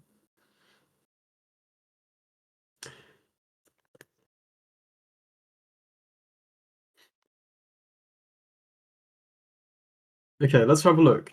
How do we get from something 5 plus to 4 plus? How do we balance this? The way you do it is you add an electron to this side, right? To get it to 4 plus as well. So in fact, nitrogen has gained an electron. It's reduction. Okay? It's reduction. Nitrogen is being reduced. It's gained an electron. Why is the nitrogen plus 5? Okay, someone asked that. Oxygen is always 2 minus. There's nearly no exception. Okay? Oxygen is always 2 minus, so we have 3 oxygens here. So 3 times 2 minus is 6 minus overall. And you can see here we have a negative charge over a 1 minus charge. So nitrogen must be 5 plus because Otherwise, it can't be 6 plus. If it's 6 plus, then it would have no charge, right? It has to be 5 plus, 1 less than 6 minus to kind of have this imbalance that produces the negative charge. So 5 plus 6 minus is 1 minus, which is what you get on top here. Does that answer your question? Okay, cool. Identify the element which is oxidized in this reaction. Which element is being oxidized? Oxidation can refer to two things: the gain of oxygen or the loss of electrons. In this case, I think looking at the gain of oxygen would be more efficient, because you can clearly see one element has gain in oxygen. Hopefully you can see that. Is magnesium, yeah. Magnesium oxide, it went from Mg to this. We know that nitrogen has been reduced. Oxygen itself is just formed an element. That's nothing to deal with that question, but it's just magnesium in this case because it's clearly gaining oxygen. Okay. It would have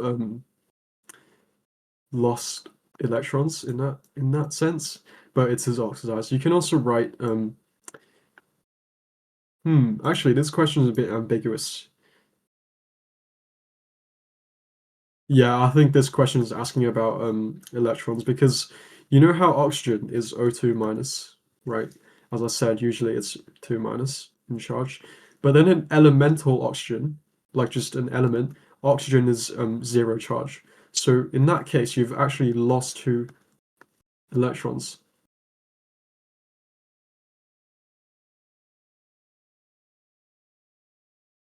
Can you see how oxygen has lost electrons? In this compound, oxygen is part of the nitrate. It has O2 minus, right? And then we can kind of write the half equation to form O2 on the right. So first you balance the elements. So we have 2 oxygens on this side. We only have 1 on this side. So we do this. And then we have a 4 minus charge on this side because 2 times 2 minus is 4 minus. So we have to add 4 electrons on this side to balance it as well. Okay, so I think this question, the answer is oxygen, not magnesium, because magnesium goes from Mg2 plus to Mg2 plus. Doesn't really change at all. That would be my verdict on this question. Okay, people seem to be lost. What are we lost at? What do you mean by don't they share the electrons?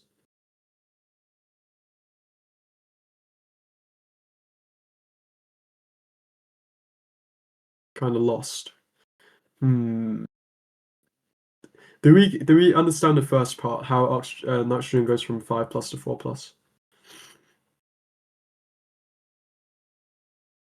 Yes. One person said yes.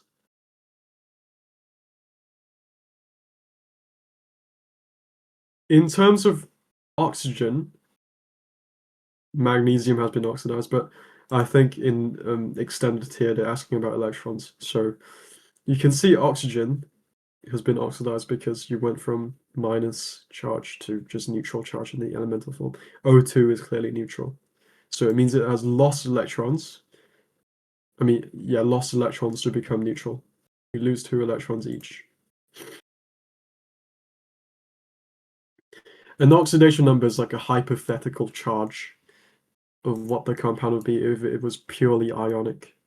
So for example, if I have something like water, right? This is covalent, but hypothetically, if I give it oxidation, this would be 2 minus, and remember how H plus is 1 plus each? That would give a neutral molecule overall. That's what oxidation states mean, basically. Oxidation number or oxidation state, it's the same thing. But I think we don't have enough time, so I'm just going to move on. The next question is also about oxidation. Bless you. The oxidation number of Cl in chloride P and chloride Q, so here and here, is -1. It matches up the description how I said halides have 1 minus oxidation state usually.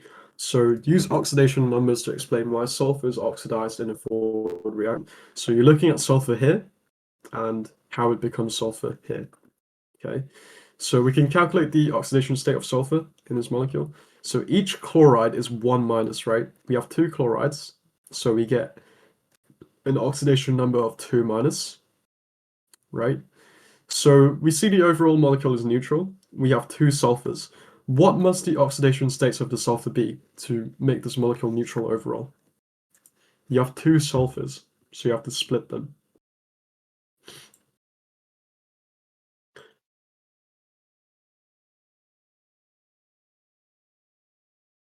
It wouldn't be -1, because if you get -1, you have 2 sulfurs, then it would be -4, wouldn't it? So it is indeed 1 plus for each sulfur, because you have 2 of them, then that makes a neutral molecule overall. So we can write this first. 1 plus goes to, now we look at how the oxidation state is here. If the oxidation state increases, then it would be an oxidation because you've lost electrons. If it decreases, then it will be reduction because you've gained electrons. Okay, so if you look here, again, each chloride is 1 minus. Still, I mean, it gives you it here, doesn't it? So each chloride is 1 minus, so you get 2 minus total. What's the oxidation state of the sulfur now to make a neutral molecule overall?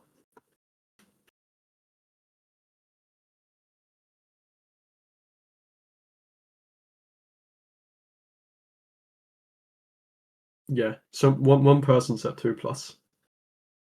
It would be 2 plus because the only way to get this neutral is putting a 2 plus for the sulfur to balance out the 2 minus in the chloride.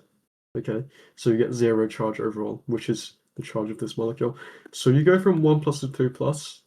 Because the oxidation state increases, it means the molecule is the sulfur atom is oxidized. You can see sulfur goes from 1 plus on the left to 2 plus on the right. Okay, that's oxidation. How did I get 1 plus on the left for S? Well, let's try to do this again then. We have 2 plus, we have 2 minus for each, because we have 2 chlorides, each chloride is 1 minus, then times 2 is 2 minus, right? So 2 minus are 2 sulfurs. Each of these sulfurs must be 2 minus divided by 2. So the counterbalance out, you have 1 plus and 1 plus. Okay, they can't be 2 plus because if it was 2 plus for each sulfur, then you would get 2 plus minus 2. There would be 2 plus overall on this molecule, wouldn't it? That's not right because we know it's neutral. It has to be 1 plus and 1 plus. Make sense? Cool.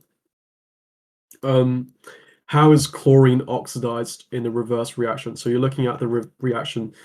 Holy, you're looking at the reaction that way, the backwards reaction. So how does chlorine get oxidized?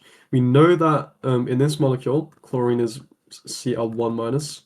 Here is also 1 minus, but here it's neutral, elemental. Kind of like the last case where oxygen becomes elemental, it becomes oxidized. Okay, so how does it work? Any element in their elemental form would have an oxidation state of 0 because it's neutral. It's just neutral.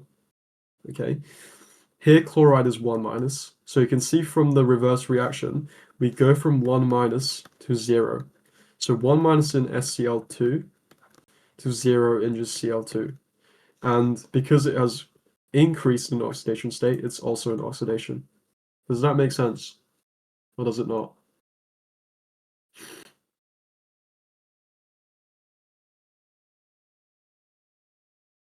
No response?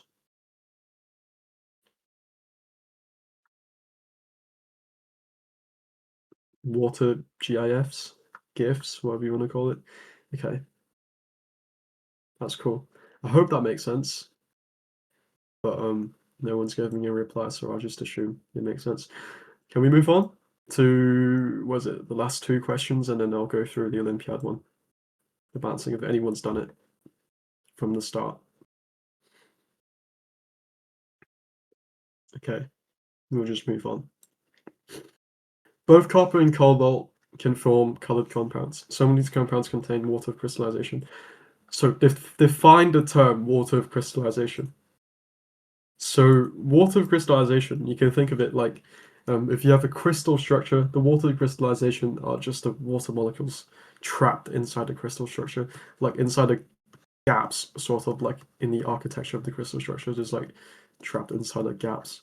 So it's literally just water inside the crystal structure. There could be a more perfect definition, but I think these are sufficient to give you 2 marks. Why isn't SCl -2 if S is -2? S is not -2 because each Cl is -1. So it gives you -2 because you have 2 Cl, right? And then S must be 2 plus to make a neutral molecule overall. Yeah, that's the definition for water crystallization, not water that is chemically combined with a compound. That is not the definition. Okay.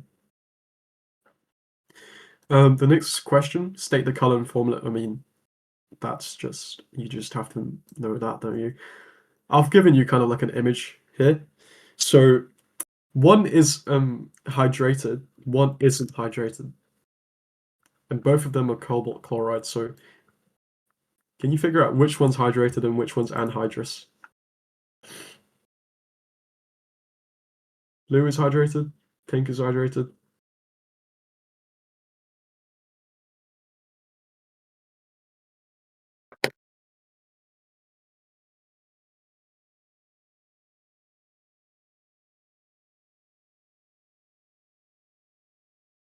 A lot of people seem to think blue is hydrated. It's actually really, it's kind of like this anti-logic, really. You know, copper sulfate, if it's hydrated, it's blue. It's not copper sulfate, it's cobalt chloride. Copper sulfate hydrated form is blue, and the anhydrous form is white. For cobalt chloride, some people think blue means water, and that doesn't work like that. This is hydrated, believe it or not, the one that is pinkish, and this is anhydrous. Okay, the hydrated form is pink or deep red. Okay, it's pink. The hydrated form is pink. So the answer to this question, hydrated cobalt chloride crystals, you can write pink or dark red. So you see sometimes you don't get as pure as a color here because of the impurities inside, but you can just write pink. The formula, I'm sorry, you just have to know this. Cobalt 2 chloride you can sort of work out because chloride is 1 minus, remember? And it gives you the oxidation number of cobalt is 2. So you have COCl2 like this, because 2 plus and 2 minus. And then you just have 6 water of crystallizations here. That's the formula, you just have to know that. Okay, memorization. Water is colorless. Yeah, water is colorless, but in this case, people think blue is water, but no, the pink one is the hydrated one. Okay. Yeah, you just have to memorize it's 6H2O in hydrated cobalt chloride. There's nothing you can do about that. Okay, it's 6. State the color change seen when a few drops of water are added to anhydrous copper 2 sulfate. Well, I kind of gave that one away. Anhydrous copper 2 sulfate is white, and dehydrated is blue. I'll see if I can find an image.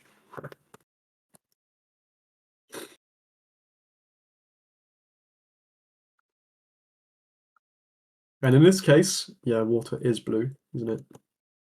Oh my god, watermark, copyright. But that's the hydrated form. It looks wet, and this is the anhydrous form. It looks dry. No, that's how I think about it. But when you add water to it, it turns from white to blue. Okay. State how this color change can be reversed. Guys, how do you get from hydrated to anhydrous? What would you do? How would you do it? How do you get rid of water, basically? Yeah, you heat it. Easy. You just heat it. Heat it with a water bath, Bunsen burner, whatever you want to do. Well, maybe water bath is not that wise. You probably get water back in it. So yeah, Bunsen burner heating would work. Just say add heat. Okay? I mean, there's nothing I can explain here. It's all memorization. Oxidation numbers, you just have to know O is 2 minus, H is 1 plus, and X is 1 minus. And then you can work out the rest from there. Okay? When aqueous silver nitrate is added to potassium chloride, KCl, a precipitate is formed. state the color of the precipitate formed. Okay, so we can kind of write the equation for that actually. AgNO3. It should be like common knowledge by now that a silver halide is going to be forming, so silver chloride in this case. And then you have potassium nitrate as well. And if you remember that silver halides have distinct colors, so I'm just going to search the table up so you can see.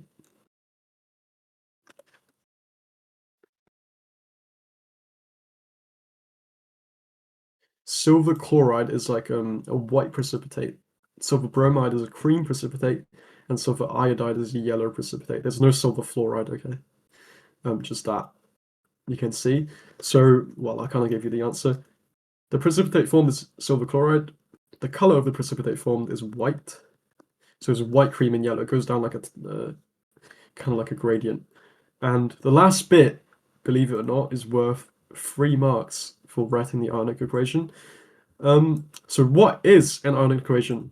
Like, it seems like lots of people get tripped up by oxidation states and ionic equations, half equations, stuff like that. So ionic equation is basically concern about change. It's only concern about change of the ions. But if you look at the general equation, which I'm going to write again.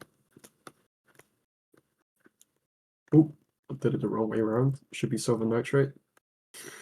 You will notice that the NO3 is not going to change. It still is NO3.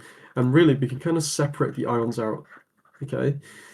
We can separate the ions out. You have Ag+, which is aqueous. We have NO3, which is aqueous.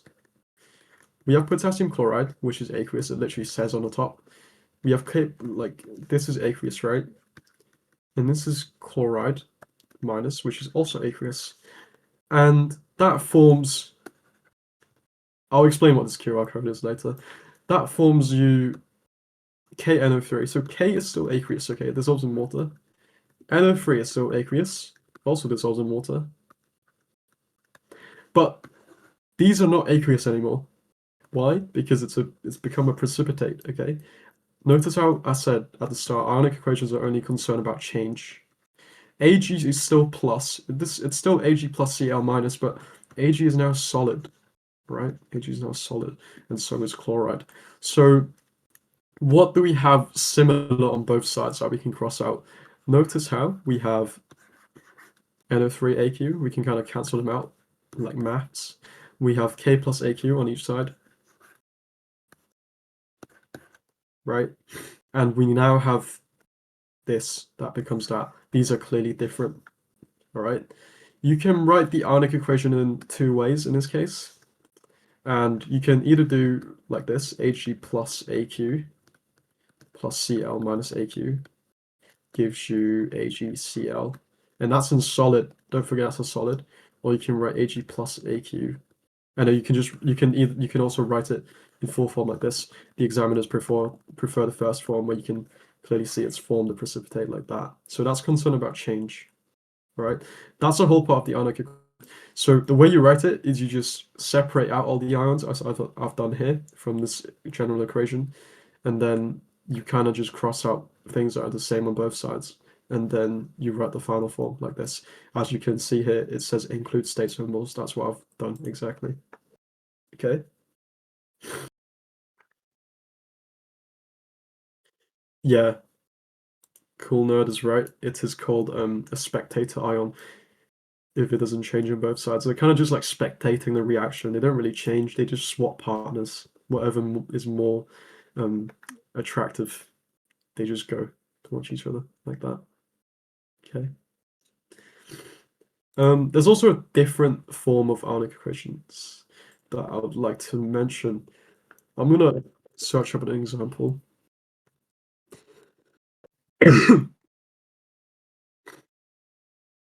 Because this one you can kind of see as just changing state, but sometimes you have something different. Right. You might be familiar with this, but copper sulfate plus zinc gives you zinc sulfate and copper.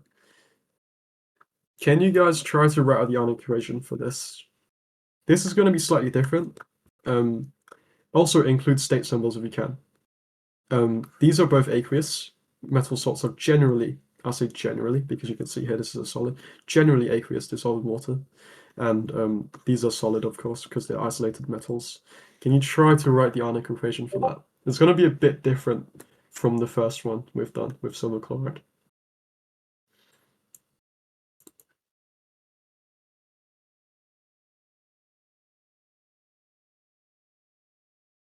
Yeah, zinc sulfate is aqueous. Okay. Chemist, no. And why not is because remember the first thing we do is we separate out everything, right? We know SO4 is 2 minus, right? And here on that side, SO4 is also 2 minus, and it's still aqueous. They're the same on both sides, so what do? You end up cancelling them. SO4 2 minus does not appear in the ionic equation. Okay. Looks like someone's got the answer.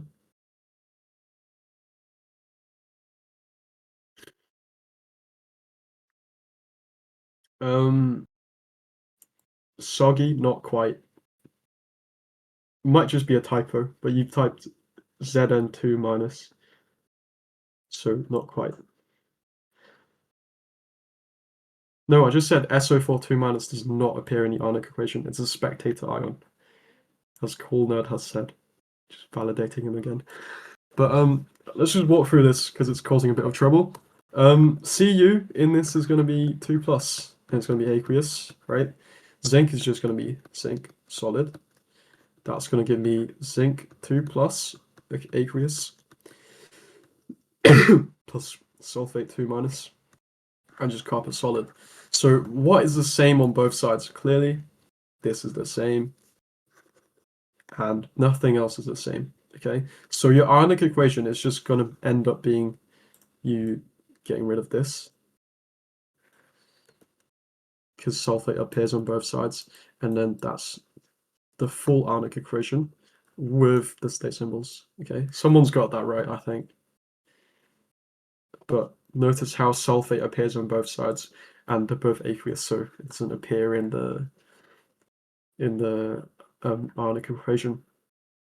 Does that make sense, or does it not make sense? I know these stuff trip up people a lot. The vanishing method. Oh, that's a new name for it. Never heard of that before. Let's just call that the vanishing method from now on.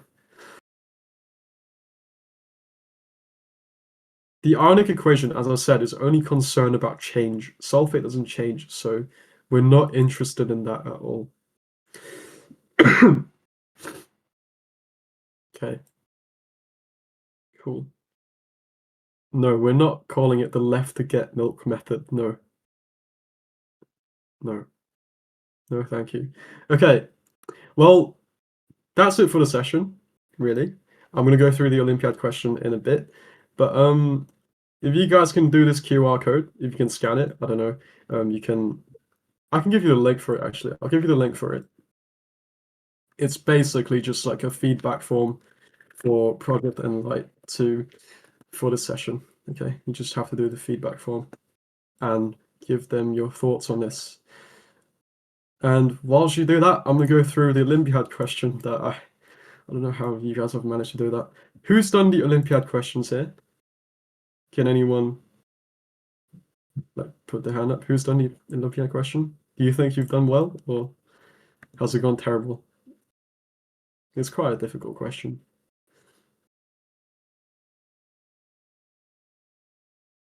Yeah, I'll discuss the Olympiad one right now. I've went through the 3 other ones earlier, so if you want to see, here's that. I'll screenshot it and put it there so you can see it while I shift my screen. Ooh, that looks right. Everest Mighty, that looks about right. But we'll go through it just to see, because I don't remember the answer to this either, so we'll just have a go.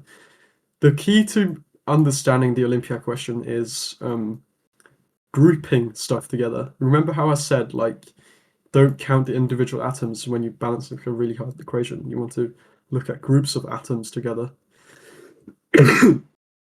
That would make sense. Also, who's done the dot and cross diagram? I hope you've done that as well, but I'll draw it out just for you guys. Write an equation for the reaction between cellulose and nitric acid to form cellulose trinitrate. Now, fun fact, this is the thing, I don't know if you've watched the Olympics, when they shoot like clay pigeons. This is the thing they use to power the guns, basically, I believe. Cellulose, empirical formula C6H is a massive empirical formula. You'll see nothing like this in the IGCSE, but again, this is just for fun, you know. So 3 OHs in cellulose. It reacts with nitric acid, which has a formula HNO3. It doesn't provide you with that, so you just have to know this, I suppose. To form cellulose trinitrate and one other product. Yeah, it says form cellulose trinitrate, empirical formula, C6H7. 6-7 reference again. Can't live without one of these days. But one other product. So what's the other product? You just have to work out the other product. So you can see here we have OH, right? And here you can see that they've written it in a really confusing way. But ONO2 is basically NO3, which is basically this part here. So you can have like a hydrogen spare, and you can imagine that kind of reacts with the OH to form H2O, doesn't it? So that's the other product. So for those who fail to see this, don't worry. I'll try to explain it as much as I can, but again, it's an Olympiad question. So for each cellulose we have 3 OHs, because look at the brackets and it has a 3 here. And then for each of these we have 3 NO3s, right? So we have NO3. They just written out NO3 as ONO2, but really it's just NO3. I don't know why they've written it like that. And then here you can see we need, like basically, if I have 3 NO3s here, the only way to get that is by putting a 3 in front. And that gives me 3H, right? So the NO3s are balanced, that gives me 3H. So I'm just going to draw them out like this. And you can see here, the H's can combine with the OHs to make H2O over here, and that'll give me 3H2O. And that's how you balance this equation. Whoever got that is, yeah, you're going to go far in life. Everest, YT, you're going to get far in life, aren't you? So there's not really a method for balancing this. You just have to look at the groups of atoms and figure out what's actually going on here, right? Okay, draw the dot and cross diagram for nitroamine ion. It's actually easier or harder than you think. It really depends. But the nitroamine ion looks something like this. Okay, you have to work that out from this. Isn't that crazy? So the dot and cross diagram, because nitrogen is positive, you can see from the positive charge here, nitrogen is positive, meaning it lost one electron. So nitrogen is in group 5. If you lose one electron, you have 4 electrons. So nitrogen with 4 electrons, that's why it's positive. And then you can see from the double bonds here, it's because you do a double covalent bond with the oxygens. And don't forget at the end to add in the other electrons from the oxygen. So you can see oxygen has a full shell, nitrogen has a full shell, it has 8 electrons, and everything is happy. Just make sure when you draw dot and cross diagrams, even for IGCSE, everything has a full shell, 8 electrons. Okay, that's how you get it. So yeah, that's done with the Olympiad question. Whoever's attempted this is, yeah. One person has got this from what I've seen. Has anyone else got this, or you didn't even try B? It's unfortunate. Yeah, you have to work out the structure of NO2 from this. I know that nitrogen is in the middle because it's kind of like symmetrical, and then it has to be positive. Not nitrogen has to be positive because it forms when nitrogen has 4 bonds, it's a positive. That's just, you have to know that. But yeah. Anyways, that should be about the end. So does anyone have any last doubts or questions about anything I've went through? Oh, someone said yes. How do I do this so practice. It's all practice. Any of you can do this. You just have to, practice chemistry.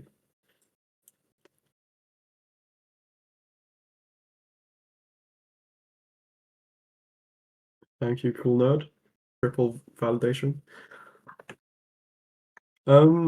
I'll be interested actually for anyone who is in IGCSE and wants to go for A level, or anyone for some reason you're in A level and you're listening to this. You want to do stuff that involves more chemistry outside of syllabus, for example. I know ways to get people into Olympiads and like the general formats of things. So if anyone's interested in higher chemistry, I wouldn't mind that. I would like just give me a DM and I'll reach out to you. I can give you like more questions like these if you really want them. And just to remind you, do the form, the Google form. I'm gonna just send the link again. And join the how do I say it? Join the server for ProjectEnlight as well. I'll send the link because they they do stuff for they do great stuff for people just doing one-to-one tutoring, so you can sign up for that as well.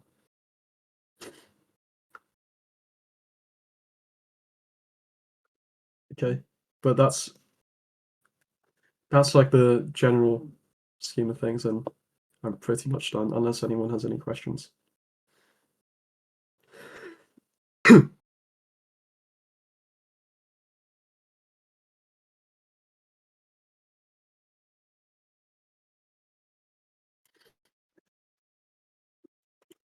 Okay.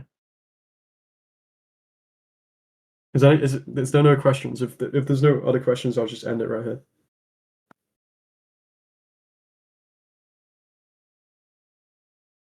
Oh, who asked the question? Can I know the resources I used for what? For IGCSE? I don't do IGCSE, so I didn't really use resources for IGCSE. I didn't make a document, actually. I can send it. It's full of IGCSE questions that I found were interesting. It's the ones that I've used today mainly, so I can send it here.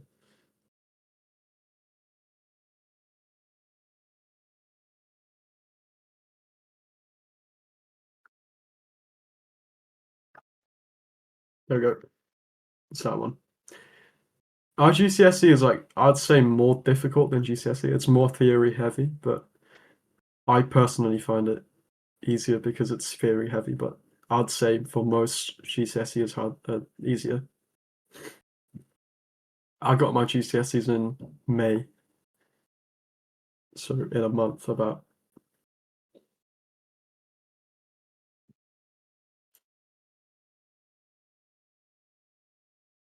Yeah, about the same time as you. Oh, petroleum, isn't that like organic chemistry, like crude oil? I've written, if you want, I can send you my notes as well. That.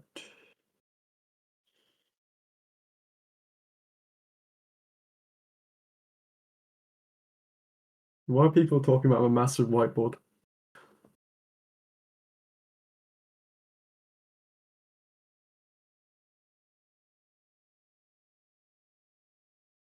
So I'll just end it if there's no other questions. Thank you guys for listening as well. I don't know how there's still 36 people here, but you know, I appreciate you for listening. All right.